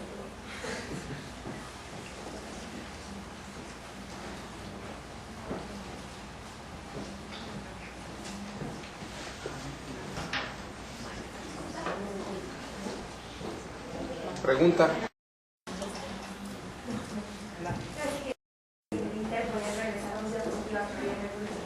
¿Está? Ahí, gracias. Allá hay una pregunta.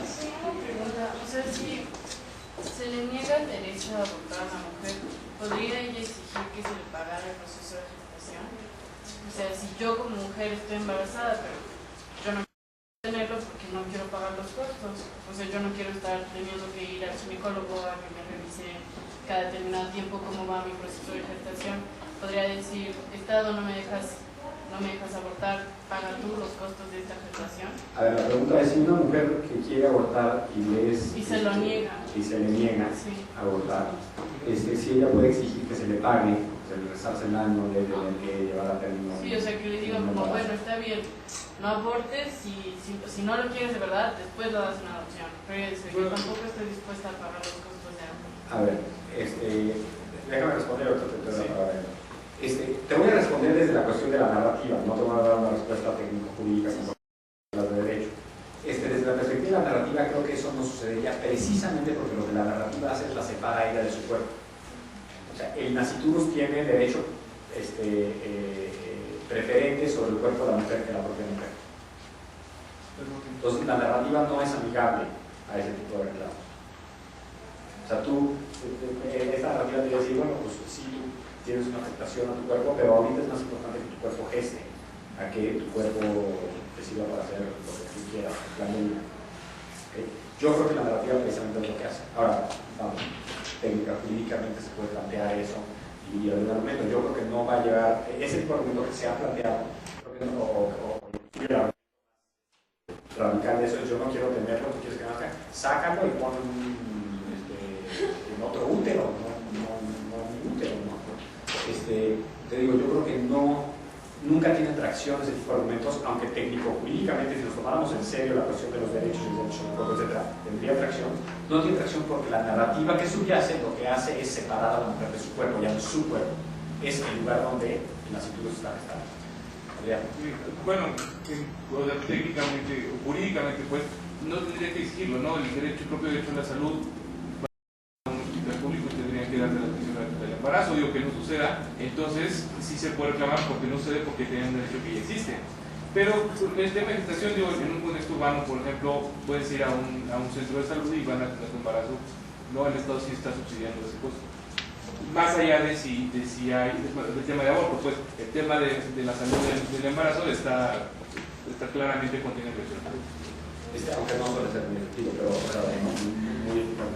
respetado, pero efectivamente, si la cuestión es nada más ir al médico, en México tenemos acceso a la salud gratuita. Ahora, Adrián, ahí es muy fácil voltearte el argumento y decir, bueno, muy bien, no me refiero a los gastos médicos, me refiero al costo de oportunidad. Por ejemplo, yo soy consultora y cobro $500 la hora y con los mareos yo no puedo trabajar. Y, perdón, pero no es broma, o sea, sí, los mareos y sí hay consultoras que cobran $500 la hora. El caso Paulina, en el sentido de que le pagan supuestamente al chiquito, le pagan su manutención y teóricamente su algo que en realidad no ha sucedido actualmente todavía, ¿sí? A pesar de la decisión de la Corte Interamericana, eso no ha llegado a ser, pero en teoría el Estado mexicano está obligado a pagarle hasta que termine la universidad. Creo que precisamente el caso Paulina ilustra la dificultad y lo absurdo de tratar de reducir la afectación del embarazo a una cuestión pecuniaria, o sea, los gastos que nos pueden ocurrir. Rebasa, de entrada ni siquiera ahí que sí se cuantificó y se trató de esa forma reponer el daño ya causado. Una vez causado, bueno, pues vamos a reponer dándole pagos hasta que el chamaco vaya a la universidad y casa y boletos para el metro gratis y demás, tampoco se actualizó. Pero aunque se hubiera actualizado, yo lo que diría es, eso no resarce el daño que a Paulina se le infligió. Y creo que Paulina es el ejemplo perfecto de uno de los argumentos que utilizamos en el litigio de despenalización del aborto, y es la afectación, porque uno de los argumentos técnico-jurídicamente, el argumento más difícil de debatir, era cuando decían, bueno, ¿y qué pasó con el derecho a decidir del progenitor? O sea, el hombre que no quiere que su pareja aborte, ¿no tiene también derecho a decidir que no ocurre el aborto? Y ahí, bajo la construcción que habíamos dado del derecho a decidir, y así lo puse en esa sección de la contestación, tenemos que decir, sí, en efecto, tiene razón, también tiene derecho a decidir. Y entonces aquí sí tenemos una ponderación de derechos, el derecho a decidir de él y el derecho a decidir de él. Entonces ahí la solución técnico-jurídica es, por una parte, en el caso de una pila de derechos además del derecho a decidir.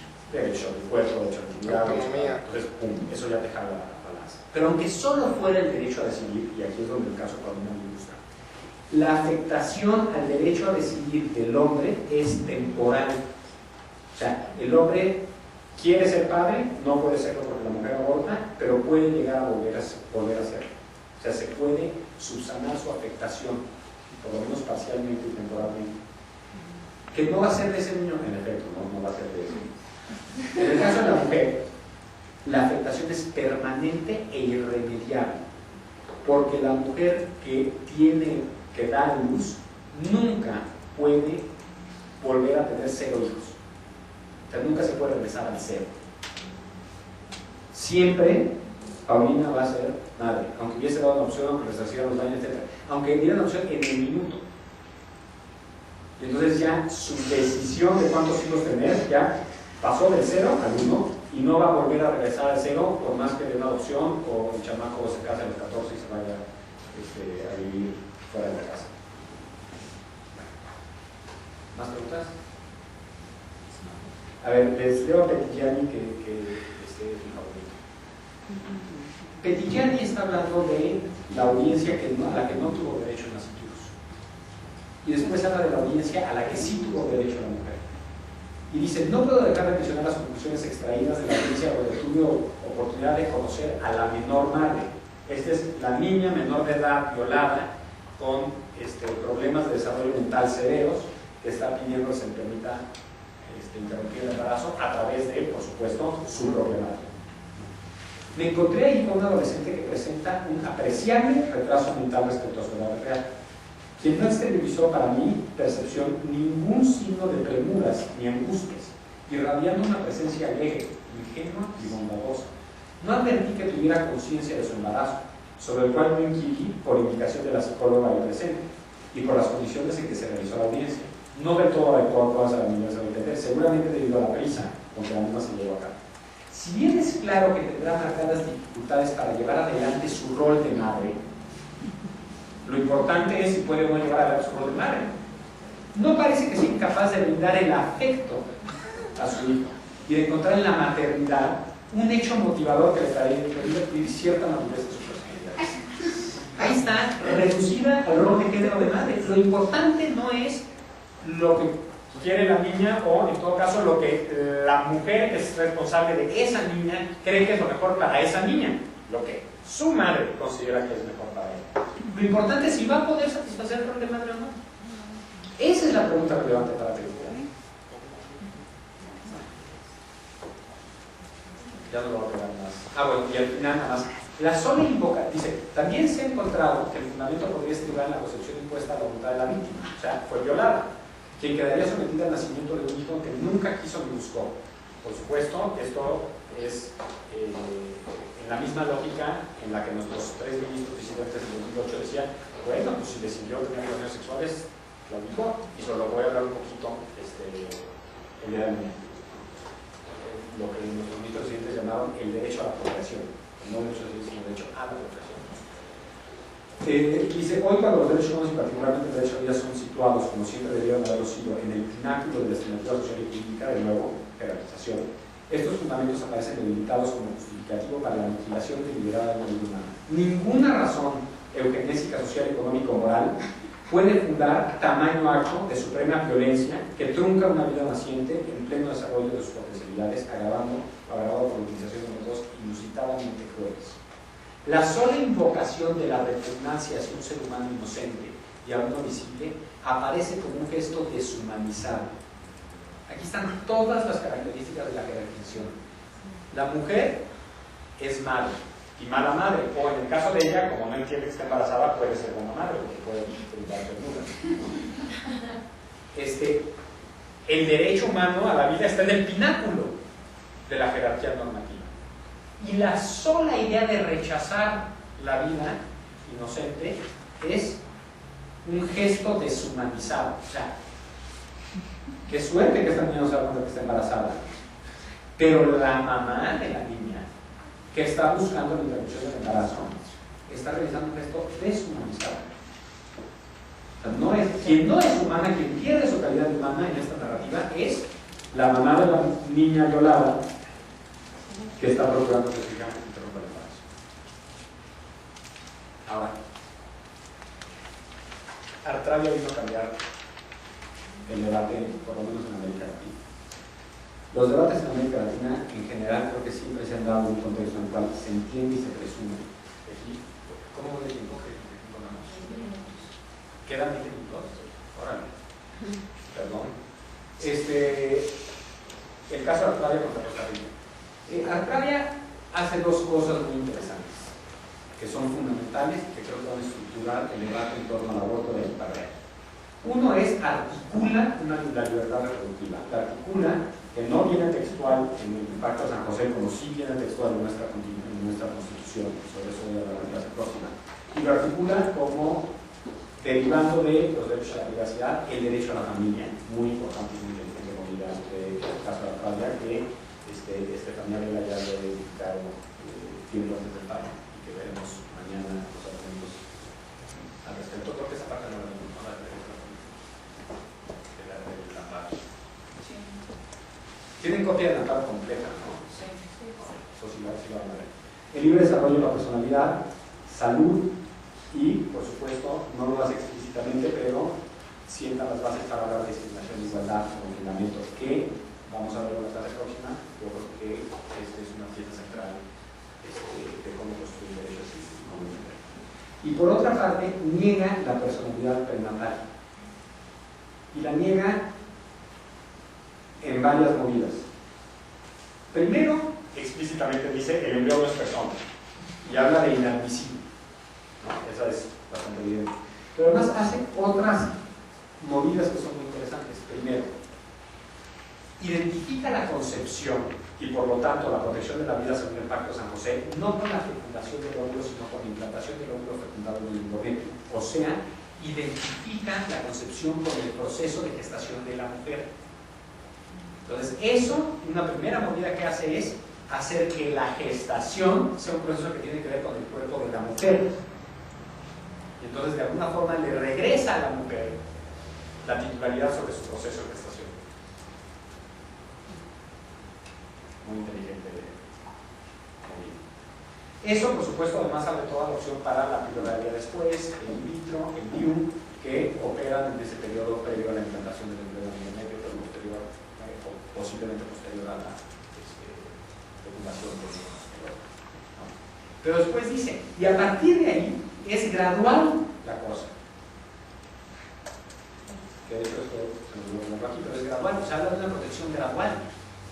No es persona, no es un derecho, sino ahí es donde aborda un poco la idea de la dimensión objetiva y dice, bueno, pues va a ser gradual la protección, se va a dar cada vez más protección conforme avanza el proceso de gestación.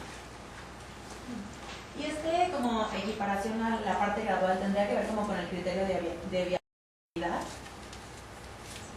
Yo creo que se puede relacionar muy fuerte con el criterio de viabilidad, o sea, creo que la protección va a ser más, creo que eso lo que están montando es un escenario en el cual el parámetro de razonabilidad va a volverse clave en el momento de la viabilidad. Se están montando, yo siento que Artravia lo que está haciendo es montando las bases para que en unos años se esté argumentando el derecho a decidir como un derecho tutelado por el protocolo de San José. ¿Okay? El derecho a decidir interrumpir un embarazo. Creo que están montando las bases para hacer eso. Y lo están montando diciendo, bueno, a la hora de ser gradual, porque aparte hay otra dimensión que no la pongo aquí, habla muy enfáticamente acerca de la razonabilidad de la medida. Y lo hace con respecto a la medida de la prohibición del in vitro. Y dice, no es razonable, no es razonable prohibir el in vitro, por favor. Pero si la razonabilidad es un parámetro importante y va a ser sobre lo cual va a versar la discusión, entonces la razonabilidad de la penalización del aborto adquiere una discusión que tiene que ver mucho con el momento en el cual se practica. Entonces la razonabilidad puedes enfocarla en términos de la viabilidad de la concepción, como lo hace Roe vs. Wade, o lo puedes hacer como lo hizo la Asamblea Legislativa del Distrito Federal, que yo creo que fue mucho más inteligente en ese sentido. La Asamblea Legislativa señala la semana 12 no como la transición entre embrión a feto, porque entonces estaría referido al producto de la concepción, sino con la estadística de riesgo a la mujer en el proceso de institución de embarazo. Lo mantiene en el campo de la vida. Okay. Pero bueno, otra posibilidad es Roe hacer eso, se estaría librado. Después dice, ser humano es igual a persona y es igual a titular de derechos humanos y no es la vida prenatal, no es el caso de la vida prenatal. Y finalmente establece la protección de la vida prenatal a través de la protección de la mujer. Dice, no puedes proteger la vida prenatal si no es a través de la mujer. Ahora, ¿por qué creo que esto está sentando las bases para una futura despenalización del aborto por vía jurisdiccional? Quien lo entendió muy bien fue el juez Eduardo Diobrosi en su voto disidente. Lo dice con todas sus luces y lo entiende, creo yo, con mucha claridad. Las dos cosas que dice es que el nasciturus no tiene un derecho per se, sino que es una protección a través de la mujer. O sea, no hay ponderación de derechos, sino en todo caso tenemos un derecho fundamental frente a un bien jurídicamente tutelado, valor constitucional, interés del Estado, tejido, llámenle algo distinto. Y eso ya en el ejercicio de ponderación, pues retóricamente le da todo el peso político del discurso de los derechos humanos, se carga a favor del derecho a ciudadano. Y segundo, que es precisamente, y ese es el segundo punto, ¿no? Que la ponderación no es entre derecho y derecho, sino entre el derecho, y él dice en una técnica, en realidad lo que lo está diciendo es el derecho y un valor. Aquí se está viendo la técnica del libro, pero la vida de la construcción con un valor. Dice, se discrepa, pues el fallo conduce a estimar que el concebido o no nacido, y no solo el embrión hasta antes de su implantación, no tiene per se el derecho. Fíjense, está diciendo, aquí resolvieron no nada más sobre el embrión hasta antes de su implantación, o sea, la mórula, debería haber dicho, para ser más preciso. O sea, aquí no nada más le negaron a la mórula el derecho a la vida. También lo que dijeron es que ya el embrión adherido tiene un derecho que no le es propio, sino que es a través de la mujer que recibe esa protección, porque es un derecho ya no en el sentido propiamente dicho de derecho, como derecho subjetivo que tiene un titular, sino derecho en esta dimensión objetiva de la que habla, o de la que hablaría el tribunal alemán, como un valor. Dice, sino que ello dependería no solo de que se respete el derecho de la mujer embarazada, sino también que ésta quiera respetar y que le correspondería a aquel. Eventualidad esta que se aleja en demasía de la letra escrita del artículo 4.1 de la protección y que, como es evidente, se relacionan con temas como el régimen jurídico del aborto. Yo creo que tiene toda la razón el juez y otros. Y por eso acabo de fallo de rabia de Oriego. Dice, no se confrontan dos derechos, sino algunos derechos, los de la mujer, con una técnica. Si hubiera sido una comparación entre los dos derechos, implicaría una armonización de los derechos del pueblo, no una derrota de un derecho versus la religión. Entonces, Diobrosi está, creo, identificando correctamente las consecuencias del fallo de Artravia a futuro, y que tienen que ver no con un libro, sino con el derecho a siglo XX. Y hasta ahí. ¿Preguntas? Pero es que no completar la diferencia entre el derecho sin división objetivo y no subjetivo. O sea, ¿soy de que se también lo antes? Yo tampoco lo entiendo muy bien. O sea, yo digo que por eso no me gusta, porque creo que es una terminología y un marco analítico que confunde más de lo que claro. El fallo alemán habla de una dimensión objetiva del derecho y una dimensión subjetiva del derecho. O sea, es un mismo derecho que tiene dimensiones distintas. Como yo lo entiendo, puede ser que yo esté errado, y he tenido muchas discusiones con mucha gente que estudia esta familia de casos, tanto y gente que quiero, respeto y admiro mucho, o sea, gente que por ejemplo trabaja en España, una vez que Julio Marín, una de las autoras en el libro que trabaja en su estudio, ella trabaja de caso España, y España está construido precisamente sobre esa familia de casos. Entonces, pues, detiene y articula todo el debate en términos de esa distinción analítica. Yo no lo entiendo, yo siento que confunde esa distinción analítica. No soy muy popular, por decirlo, porque hay un tribunal alemán sí es muy popular entre la gente que busca defender los derechos sexuales y reproductivos de las mujeres. Yo creo que confunde. Como yo lo entiendo, hablar de dimensión objetiva y hablar de dimensión subjetiva es un eufemismo para decir valor, dimensión objetiva, y derecho. O sea, y ahí puedo echarte un rollo sobre cómo creo que todavía tenemos los derechos que tienen que ver con la teología medieval, pero no lo voy a hacer ahorita. Tiene que ver con una especie de poder reificado que poseemos, ¿no? O sea, el derecho subjetivo, que es el que va a decir que es la capacidad de nos lo imaginamos todavía los abogados, inclusive los que son los que enseñamos, creo que nos imaginamos a los derechos como una especie de artefacto, poder, una cuestión verificada que poseemos de lo que somos titulares. Entonces, eso es la dimensión subjetiva. La dimensión subjetiva no es más como un valor, como un objeto que nos es ajeno, pero que buscamos proteger, que cuando estoy simplificando mucho y estoy caricaturizando tanto derecho como valor, lo único que estoy diciendo es que de las muchas veces que me han explicado las dimensiones, a mí me suena a que es puro juego de barajas, en realidad lo que están hablando de valor y derecho, obviamente, nada más que sin decir que se está negando el carácter de derecho al valor, porque hay una cuestión política de por medio que es muy difícil, en particular en el caso de Alemania, decir no hay derecho a la libertad. Bueno, entonces, negar la personalidad jurídica del nasciturus pues es benéfico cuando quieres como legalizar el aborto o algo así, ¿no? O fertilización in vitro, o utilizar el dispositivo intrauterino, que es el método anticonceptivo más utilizado en el mundo reversible. Pero si se le niega la personalidad jurídica al nasciturus y una mujer es atacada, o sea, como, pues no sé, o sea, la chocan, van en un coche de copiloto y la chocan y se muere lo que tiene en la panza. ¿Cómo penalizas eso? Pues es su cuerpo. Pero puede ser, a ver, primero que nada como parte de ella, como su cuerpo. Segundo, si quieres agregar algo o profundizar la penalización, tú puedes, y creo que nuestro sistema constitucional lo reconoce como tal, considerar que la vida prenatal es un bien constitucionalmente tutelado, como lo es el medio ambiente, o como lo son los símbolos patrios. ¿Okay? Pero no tiene que ser un derecho subjetivo.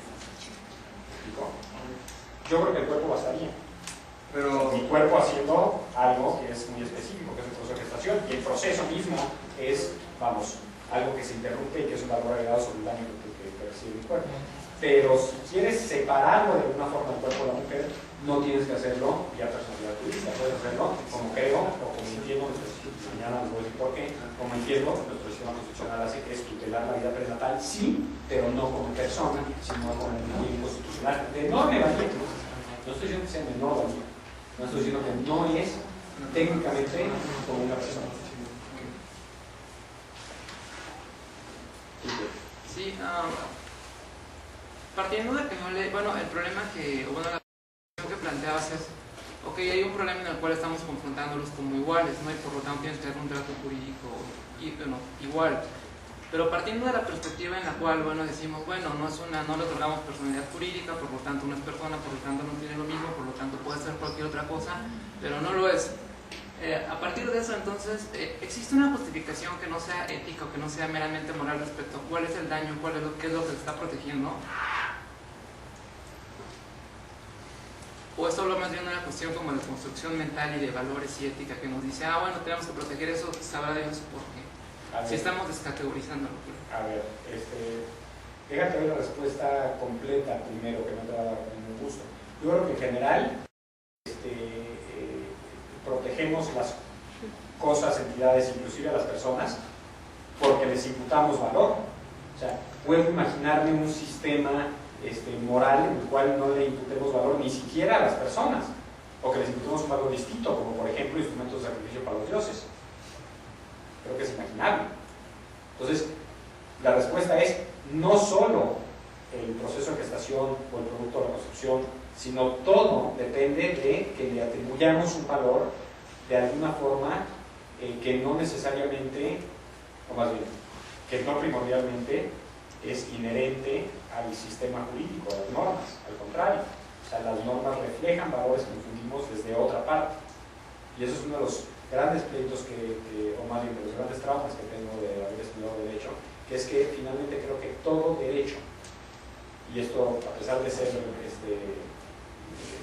de abogar por una perspectiva positivista positivista a la hora de aplicar el derecho, de interpretarlo, etc., lo tengo que decir. Creo que el positivismo falla en explicar una dimensión que es muy importante para entender por qué existen sistemas normativos, sistema jurídico en particular, y por qué la gente los obedece.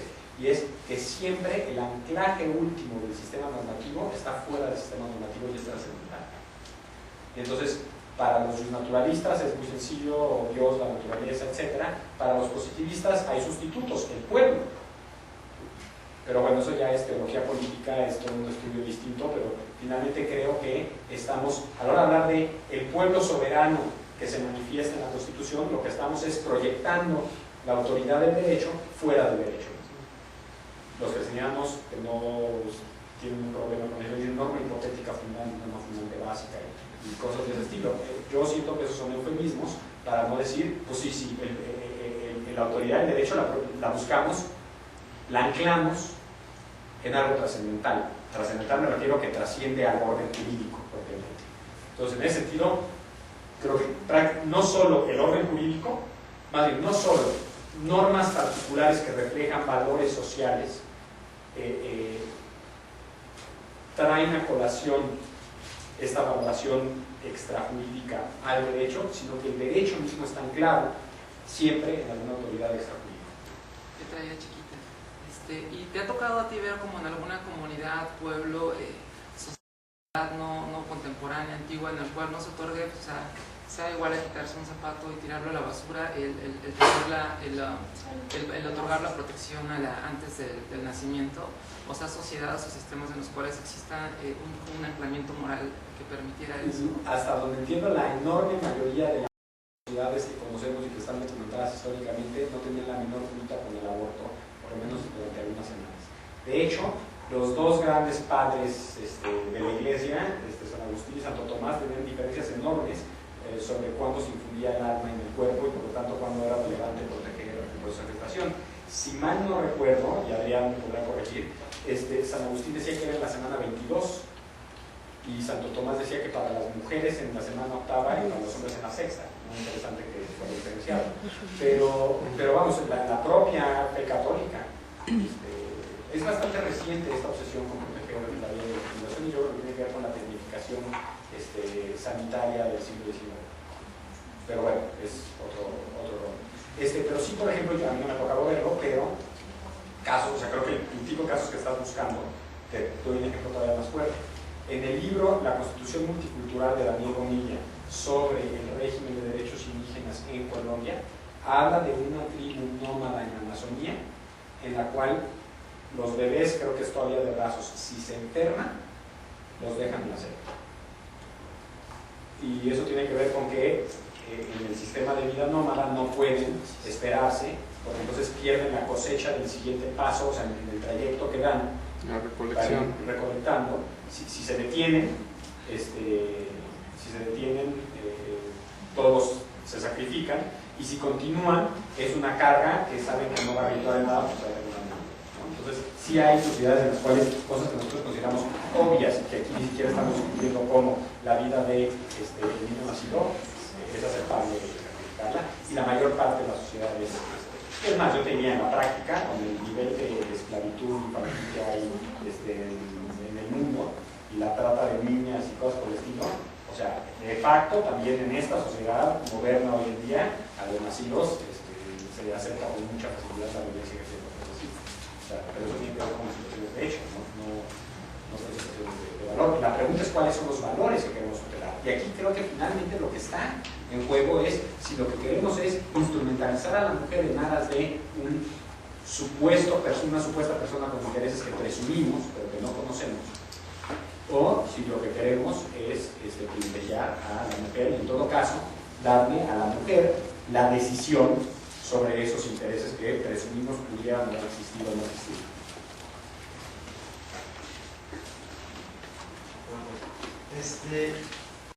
Se ha incluido de manera significativa, o sea, yo sé que se ha incluido entonces en el curso. El problema ha sido determinante, como un papel importante.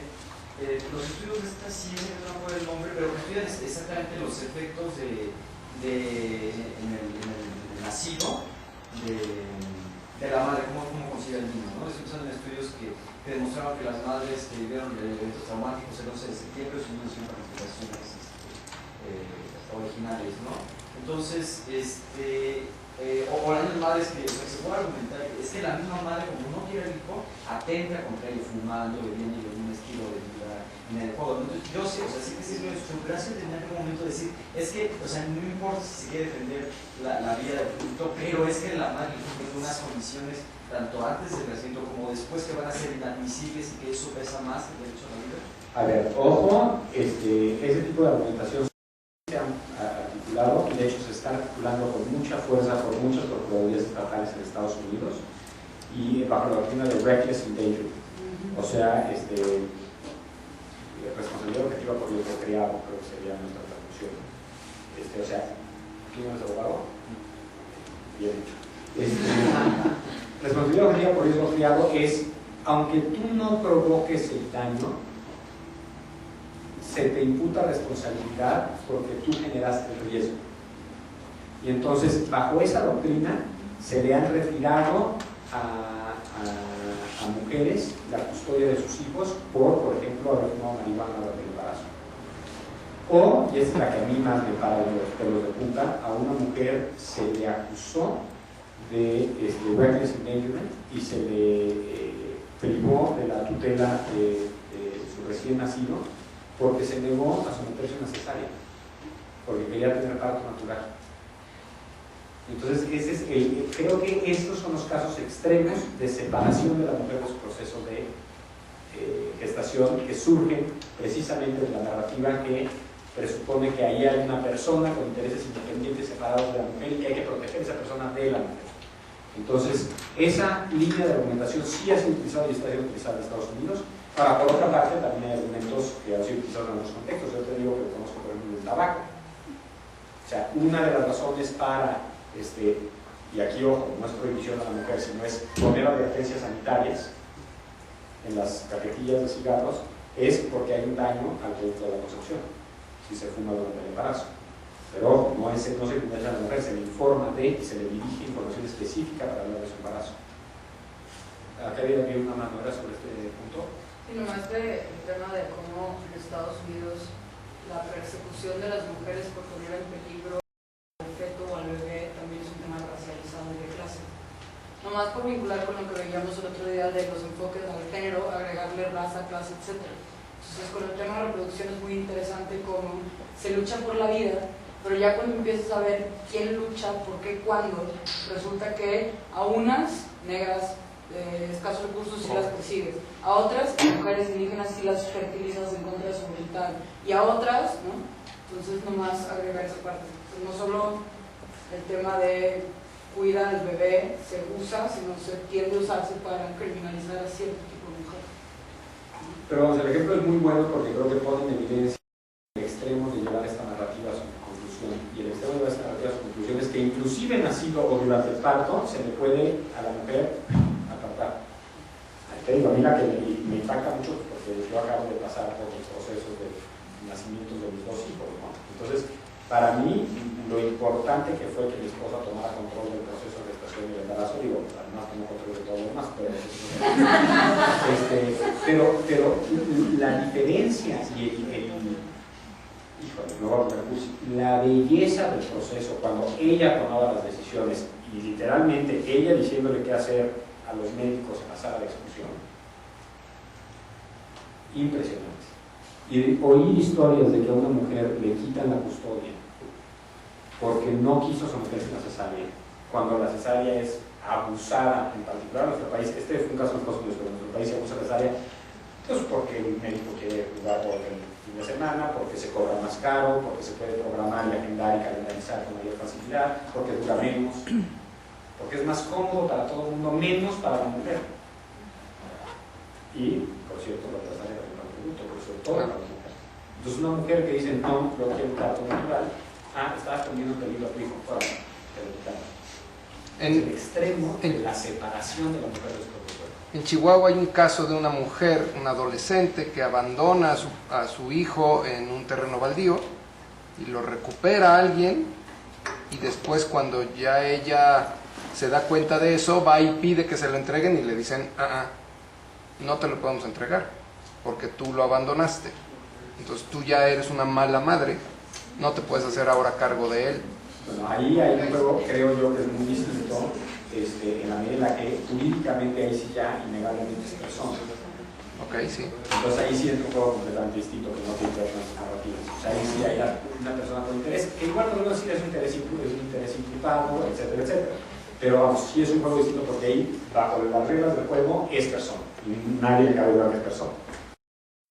Este caso es distinto. Es sí, claro. Puso en riesgo antes de que fuera persona y en un proceso literal de decidir acerca de cómo su cuerpo iba a parir. Y entonces aquí te podrías meter en esto de que cuando llega a ser persona al nacimiento, ok, ¿cuándo? Cuando la cabeza salió del útero, del cervix, cuando el primer hombro, cuando... Y aquí ese es un tema que nos lleva necesariamente a decir todo obvio, por así decirlo. La determinación de personalidad es una cuestión arbitraria, que el derecho define arbitrariamente. Yo creo y estoy convencido que el derecho hoy en día en México lo define de exactamente la forma que Aldo Valle escribió en su libro de Derecho Civil. Yo en una discusión fue muy interesante porque yo tenía esta discusión cuando se estaban pasando las reformas en los estados, y yo decía, es que los estados no tienen la facultad para modificar el concepto de persona para efectos de tutela constitucional, porque la Constitución dice que solo se restringen los derechos y por lo tanto todo el sistema de tutela constitucional en la Constitución misma, o sea, como lo dice la Constitución misma. Entonces, para mí es una cuestión de competencias, y entonces, en medio de esta discusión, mi interlocutor dice, entonces, si la reforma se diera en la Constitución Federal, si se dijera en la Constitución Federal que la vida empieza desde la Constitución, entonces tú estarías de acuerdo que es constitucional. La respuesta es sí, obvio que sí. Si la Constitución define que la vida empieza desde la Constitución, entonces sí es constitucional que la vida empieza desde la Constitución. Es arbitrario trazar esa línea. ¿Cuándo es razonable trazar esa línea? Pues mira, yo creo que me parece muy bien como está ahorita, que es el momento del nacimiento, y ahí sí creo que hay definiciones técnicas de qué es nacimiento y qué se considera nacimiento, que no es de memoria, pero tiene que ver con la exclusión, si mal no recuerdo, de la cabeza. Pero vamos, ¿de qué es arbitrario? Es arbitrario. ¿Qué es el primer hombro, el segundo hombro, y qué si nace de nalga? Es una cuestión que finalmente sí es arbitraria, y la pregunta es dónde vamos a trazar esa línea y por qué razón vamos a trazar la línea y qué consecuencias tiene trazar la línea aquí y no allá, trazar en la fecundación o la implantación o en la viabilidad, no es la viabilidad, o en el nacimiento, o como dice Bruce Ackerman, cuando digan yo quiero, ¿no?